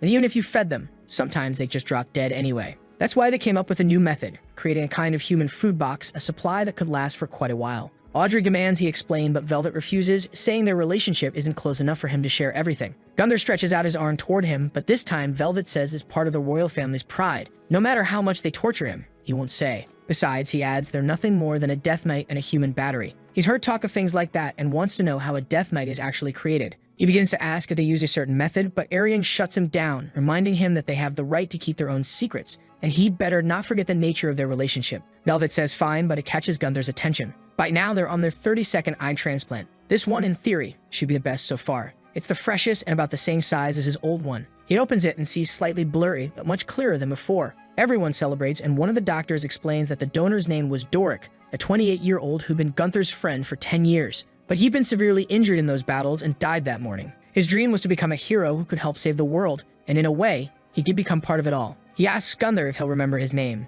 Gunther just replies that he'll try, maybe, sounding like he's trying to play the good guy even though he doesn't care about anything. With that, the carriage keeps moving. 414 kilometers left until they reach their destination. Slower than they wanted, but at that pace they'd eventually get there. The only problem is that Audrey is starving, bleeding from hunger. The only thing they've eaten these past days were 1 or 2 scraps of dried meat. She thinks it's ironic that Velvet, that brat, is eating better than they are. They've come too far without resting, and all she wants is to drink, eat a little, and take a warm bath. At that moment, one of the men in the group points out 2 people up ahead. They walk right into a noble-looking man and a peasant woman who say it's been a long time since they've seen other humans. They compliment them for surviving and ask if they'd like to spend some time in their village. Doesn't sound strange at all, right? Arian immediately questions why there's a village in the middle of a battlefield and why these two's clothes are so spotless. Who exactly are they? The odd pair glance at each other and start laughing. Clearly, something's off in their heads. They apologize for not introducing themselves sooner and explain that after countless sacrifices and experiments, they found a way to survive against the vampires. Now they want to spread their solution to everyone. Audrey wants to know how that works. The man tells her to come to the village and there he'll explain everything. They're lucky to have found them, but the camera keeps focusing on their creepy expressions. Thankfully, Gunther immediately says they're talking nonsense. Obviously, it's some trick, and why would they believe that just to invite more problems? Arian agrees and asks who wants to keep moving forward. Naturally, all the soldiers say it's better to keep going straight and not get involved with these strangers. Audrey, however, plays the fool and says they're running out of supplies and will starve before they make it. Yeah, that's a problem. But she's being naive, believing these people who claim they know how to survive against vampires. Now the hungrier members of the group start pointing out that the strangers have clean clothes, look well fed, and everyone's starving. Gunther tells them to just stick to catching rabbits along the way. But they argue, how are so many people supposed to survive on a few rabbits here and there? Then one of them suddenly shouts to get everyone's attention. About a kilometer away, someone was running toward them, dragging a horde of hands, screaming in desperation that it wasn't enough. Gunther instantly says they've wasted too much time already. It's time to run. But another man says Gunther might be able to escape, though not everyone will make it out alive. The suspicious, noble-looking guy chimes in, saying they can head to the village right nearby. There, no one worries about vampires, they just need to follow him. The people who were against it realize they don't have much choice, and so they end up going through a massive gate that closes behind them. Strangely, it almost looked alive somehow. Gunther asks Arian if she saw that. She says yes, that thing's anything but normal. At the entrance of a cave, the man assures them that vampires don't enter there, and even if they do, they don't have the courage to go deeper. They just need to follow this path to a perfect place full of food. Suspicious, but with no other option, they continue. Inside, villagers are standing around, clapping and shouting, "Good job, good job." Gunther finds it odd. On top of that, the place is full of tunnels and branching paths, making it hard to know exactly where they're heading. It feels almost like an ant colony. Sometime later, they arrive in an area filled with water. There are openings in the ceiling that look like they're meant to let in sunlight and some patches of crops too. The man then reveals a banquet they prepared. Arian immediately thinks it's suspicious and Gunther orders no one to eat, since they don't know what any of it's made from. But Audrey has already sat down and started eating. At least the man offering the food eats it as well, reassuring them that everything there is produced right in this place. As they can see, they've got sunlight coming in, water flowing through, they grow basic crops, and even manage to raise small animals.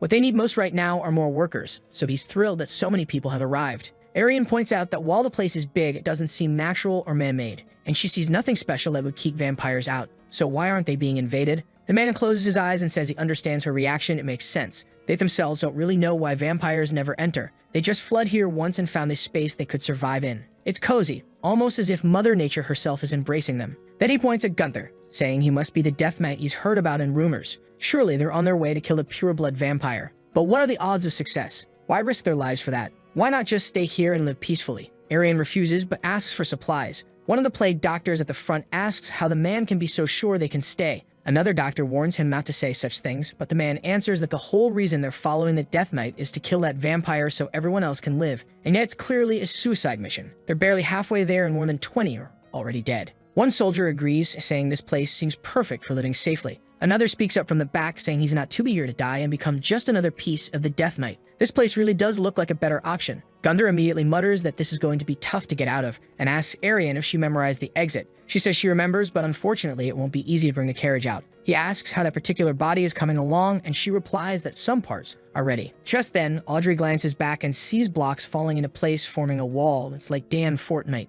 Gunther instantly realizes the whole place is alive, like a real living colony. He orders the man leading them to explain what this place actually is, but the guy just keeps smiling with that same unsettling face, considering the amount of power at work here. Gunther's sure this place was built by vampires. Now the real question, is this a blood farm?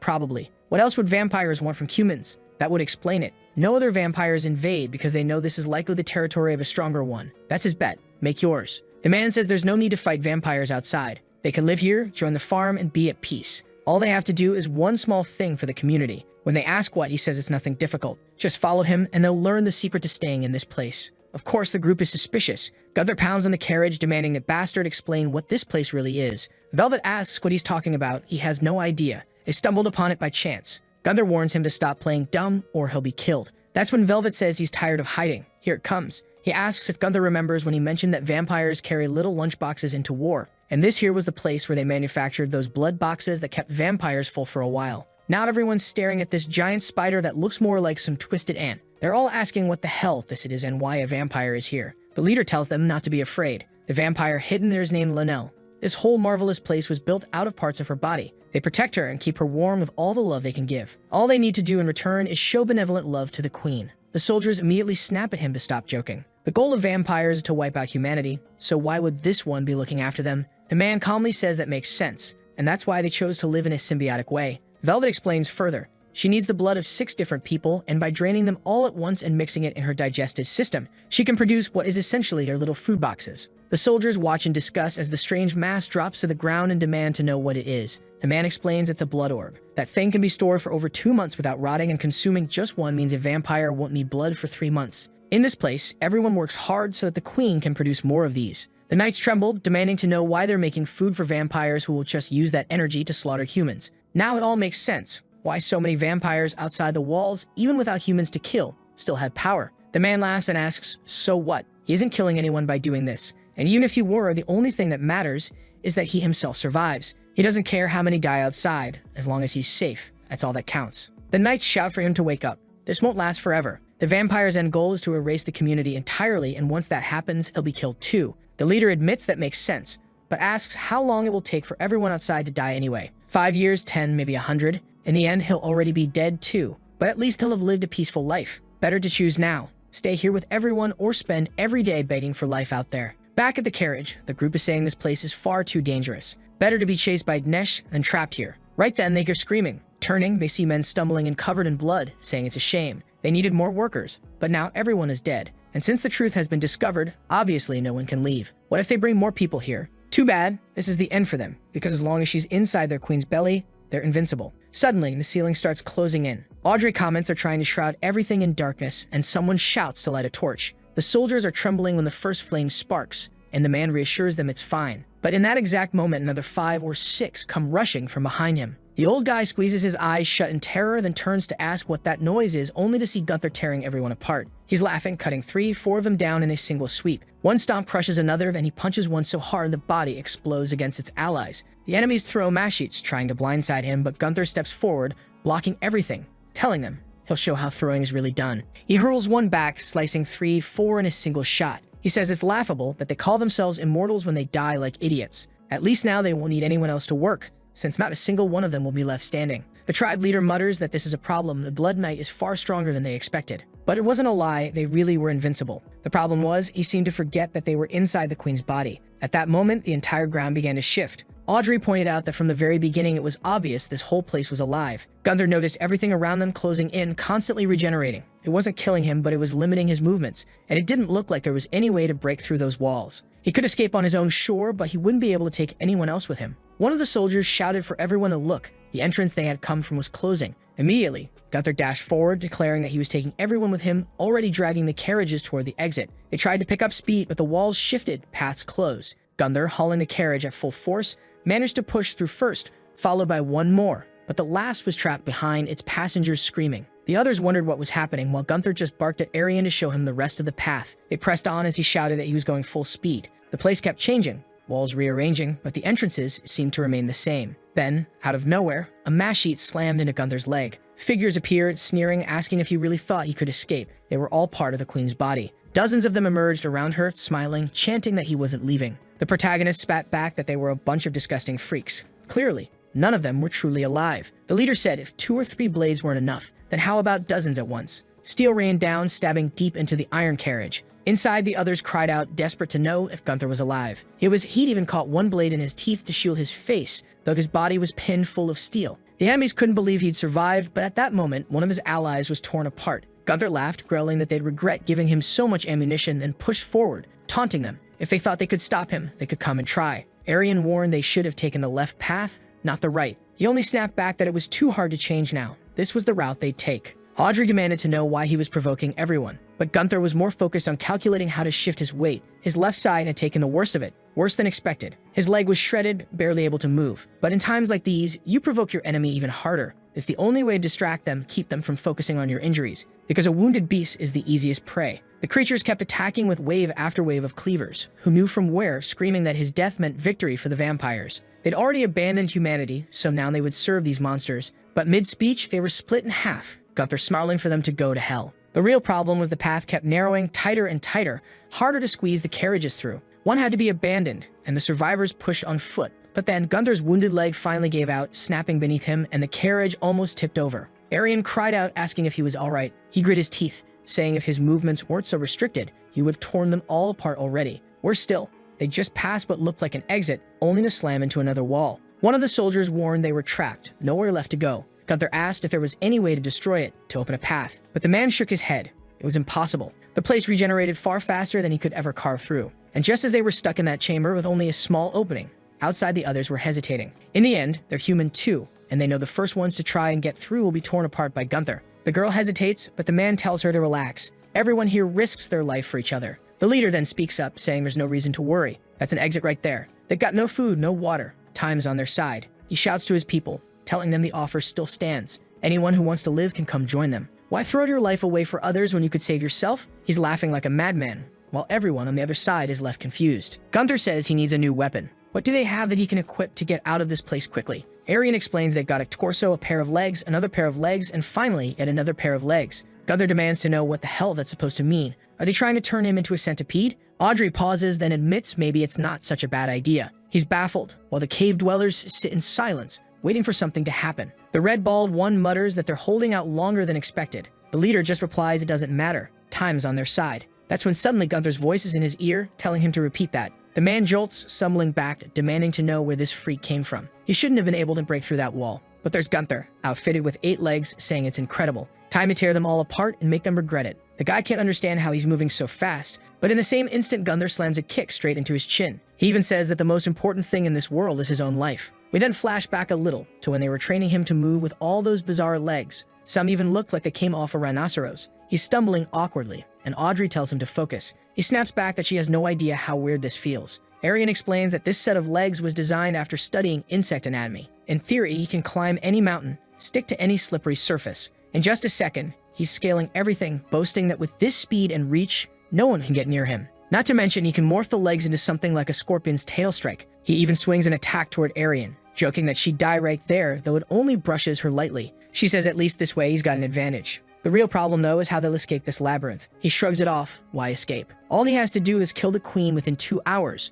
Audrey admits that's an option, but reminds him the place is a maze. How will he even find her? Gunther just answers that he'll find himself a reliable guide to lead the way. And with that, he charges ahead at full speed, seizing the human leader by the throat, demanding to know where the queen is. The man refuses at first until Gunther starts crushing his skull. Then he blurts out that the queen is to the right. The other villagers shout at him not to say a word, warning that if he does, the queen will be killed. But obviously, the man's more concerned with staying alive. Meanwhile, I hadn't noticed they'd abandoned Velvet's carriage. Some people are trying to free him when suddenly something darts past at blinding speed. Velvet wonders what kind of strange creature that was. Gunther, still racing forward, snarls at his hostage to keep talking, point out the exit or his head will burst. The man quickly says to turn left. Survivors rush in with cleavers to attack from behind, but Gunther lashes them aside with his tail and bolts forward so fast they can't do a thing. Even as he's dragged along, the leader insists Gunther won't be able to break through the final defense. The queen's mouth was right ahead, but Gunther launched himself forward and, as her teeth snapped shut, he shot through like a bullet. He muttered that this was interesting,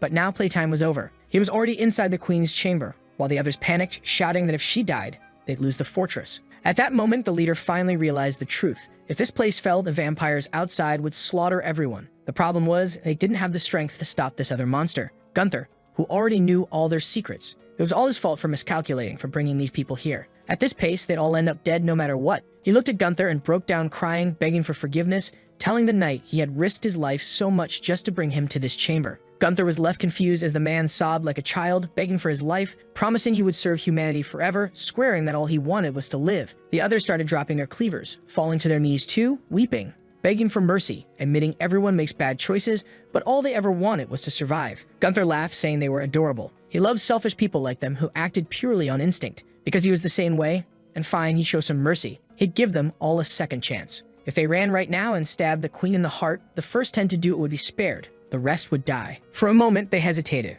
The next, they were on their feet, shouting they were fighting for humanity. They all charged the queen, and then she began to peel back her mask, staring straight at them. Obviously, she wasn't going to just die easily, without resistance. And before anyone could pity her, we were shown what turned her into this monster. The woman recalled a family holding a baby, weeping. A hand landed on her shoulder, someone telling her it was a shame that the second wife had borne better children than hers. She looked aside and apologized deeply to her mother. The mother snapped back that she'd better not forget. Everything they own had been invested into this marriage with that duke. They sacrificed everything to grasp the royal bloodline and the power that came with it, even if it meant marrying the trash that was her father. All the hard work she'd done her entire life. She'd better not forget it. The daughter just stood there, replying that she understood. But the mother kept turning her face away, yelling that she didn't understand anything about the sacrifices that had been made. Why did she have to fail when they were so close to getting what they wanted? Why couldn't she just produce an heir? The girl, cross-eyed and broken, whispered that she didn't know either. She had married a man she didn't even like, just to please her mother. She was living in this foreign land, giving her all, surrounded by strangers she'd never met.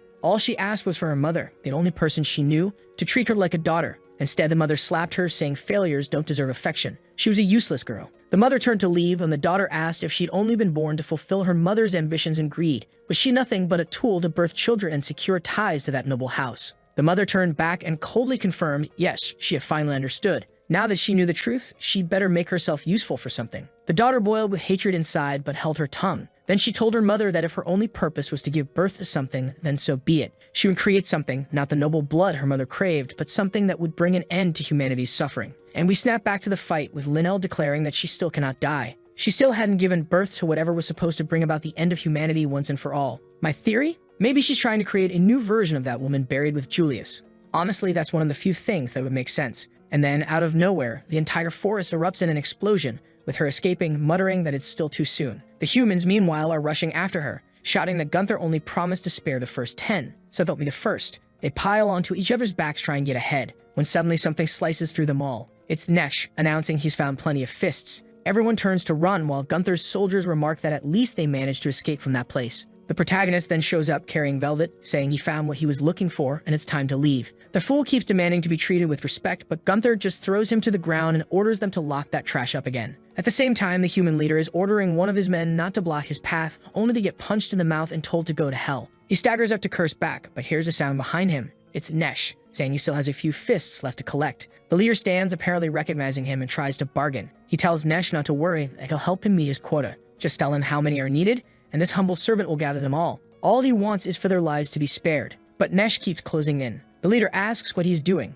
only to be ripped apart, eaten alive, torn in half, until nothing remains but hands. Meanwhile, Gunther is sprinting at full speed, carrying the carriages on his 3 legs. Inside, they're whispering that he must have known all along what was happening in that production nest. Audrey, on the other hand, tells the fools that they deserve to die there, but at least now they've bought everyone more time. One of the men insists on going back to kill Linnell, but Gunther snaps that they don't have time. Facing 2 high-ranked demons at once would be impossible. He'd burn out completely. And besides, now that her nest is destroyed, a blood-spewing monster won't be able to do anything. Still, Linnell herself is staggering through the forest, muttering that it hasn't been born yet. She still hasn't given birth to what she needs. Sometime later, one of the soldiers riding on top of the carriage loses consciousness and falls to the ground. Immediately, others shout for Gunther to stop. They need to help him. Sir Eric says he hasn't slept in 3 days, it's far too much. On top of that, he's starving. Gunther sneers that the guy's a failure. But even he starts to feel his own energy draining and decides to stop for an hour. Inside the carriage, Velvet mutters that humans are failures. Victory is so close. After all, they've destroyed the vampire's energy source. Yet here they are hesitating. Only 112 miles left, and all they need to do is keep moving. The others mostly ignore him. The focus shifts to Gunther feeding Arian, who clearly isn't in the mood. He orders her to eat, but she insists there are others who need it more. Gunther snaps, furious, demanding she eat more than just 5 spoonfuls. If she collapses, he collapses too. She tries to protest, but he shoves the spoon into her mouth, telling her to shut up and eat. If she doesn't, he'll kill her himself. Audrey remarks that they're such a romantic couple, but the man beside her shakes his head, saying he doesn't think that's the case. Gunther looks around and points out that only 10 remain. Compared to how many left the walls, it's a devastating decline. He asks Ariane if she's sure this part of the plan will even work. Doubt spreads through the group. As much as he doesn't want to quit, he also doesn't want to throw his life away for nothing. Gunther hears this and says no one will die in vain, because even if everyone else dies, their deaths will serve as fuel for him to stay alive. In other words, the plan will work as long as he's still standing. One of the men replies that if the plan relies on Gunther's sheer will to survive, somehow that actually makes him feel more relieved. The carriage is back on the road with the protagonist charging full speed, the group catching rabbits and eating whatever they can find. Another gate passes and Velvet announces there are only 61 miles left. It's an incredible feat for mortals. Their journey is nearly at its end. It's just a shame that, of course, he soon shows up. Suddenly, a figure in a hat steps out in front of them, and it's Julius. He looks at Gunther and says he must be the Death Knight. Everyone immediately recognizes him, demanding to know what he's doing here. Julius tells them to calm down. There's no need to be afraid. He's come in peace. He admits he's failed to feel sympathy for their ambitions, but he's doing his best to show compassion, and through that, he's realized the Death Knight is making the wrong choice. Because the moment mortals win this war against humans that want to kill him, and the so-called Immortal Knight. Gunther demands to know what he's talking about, and Julius finally makes the offer everyone expected. It isn't mortals who will grant Gunther his true desire. It's Julius. That's why he asks if Gunther is willing to hear him out. Gunther frowns, not understanding, while Audrey yells that it's a trap, but he snaps at her to shut up. He'll be the one to judge if it's a trap or not. He orders Julius to spit it out. If it's a joke, they'll kill him right now. Julius answers with the obvious. Gunther is only being kept alive because they need him as a weapon. But once the war ends, a weapon is no longer necessary. Whether it's the survivor, the new king, or the true hound, someone will want him dead because he's a dangerous variable. Gunther pauses, deep in thought. Audrey keeps insisting he ignore it, that Julius is just spouting nonsense. But Gunther ignores her and asks, how would he survive? Julius says before that he needs to talk to the boy. First, it's uncertain whether the boy or Gunther himself will die in this fight. Vampires are the closest thing mortals have ever come to calling death. That's why he wants to understand the will of everyone here, just as he wants them to understand his will. Gunther's completely lost, demanding to know what this lunatic is going on about. Julius then explains the plans he has. He wants to be the first to do something no short-lived mortal has ever done. Truly understand one another. The knights are all staring at each other, confused, but they know the man in front of them is Julius. Audrey, however, mutters that no matter how she looks at it, this is a trap. Ariane warns they should strike first, when suddenly Julius brings up Gunther's parents. Just like any being in this world, he too had to be born of someone. But his father, staring at the sun, once said that life was boring. Then he walked outside and let himself burn alive. Those were his last words before stepping out and dying to the sunlight, just as his mother had done. Gunther watched his father crumble to ashes, yet he felt nothing. That was the sensation of immortality. Every day, hundreds of creatures are born and die before his eyes. Each one leaves traces that become part of the earth. But unlike humans, vampires leave nothing behind. They vanish completely. In the moment he realized there was nothing left the next day worth living for, he chose to sleep for eternity. Some humans walk through the catacombs carrying the king, who approaches a coffin and admits it's true. There really was a pure-blood vampire sealed in this place. It was something he had searched for his entire life. And finally, God had given him the chance to reclaim his youth along with the world. But when the king opened his eyes again, his head had been severed. Blood spilled, yet in the very same moment, it vanished. The king screamed in desperation, demanding to know why it couldn't be preserved. He didn't want to live a life where he had to keep this creature imprisoned, living in fear. The man beside him explained that nothing of a pure-blood vampire remains once it leaves their body. The king said he already knew that, but he wanted them to find a solution, because his eternal youth would disappear the moment this vampire truly died. Without it, it would be the end of the nation. He was the one protecting all of humanity, the master of this world. One of his servants pulled back his hood and suggested the king try absorbing pure parts of the demon. Exactly what he was already considering, feeding on its fingers, its feet, and everything else. The king insisted he was doing it all for the sake of humanity. Did he bite into everything? Apparently so, that even after chewing up the vampire's flesh, nothing worked. No results. Standing before a mirror, he asked himself what more he had to do to become a perfect being of eternal life. The servant then told him there was only one part left, the riskiest but most effective, the pure-blood vampire's source of power, the heart. The king licked his lips, thinking of the eternal source of endless vitality. It was the only thing that, once destroyed completely, could kill one of these creatures. And if the heart wasn't whole, vampires lost control of their blood. But what no one knew for sure was just how much a heart could be damaged and still function. Maybe even cut in half. Maybe into thirds or even quarters. No one dared take that risk, though, since they all wanted Julius to stay alive. So the king carved out a tiny piece to devour. He lifted the plate, ate it, and declared it was the taste of perfect vitality. It was delicious. But that small piece of heart didn't grant him eternal life. Instead, it only fueled his hunger further. He began to consume more and more larger pieces every time, until at last he had eaten half of Julius's heart. The king screamed, demanding more and more, while the strange servant who had suggested it all stood silently watching. The scene then shifted to Julius opening his eyes.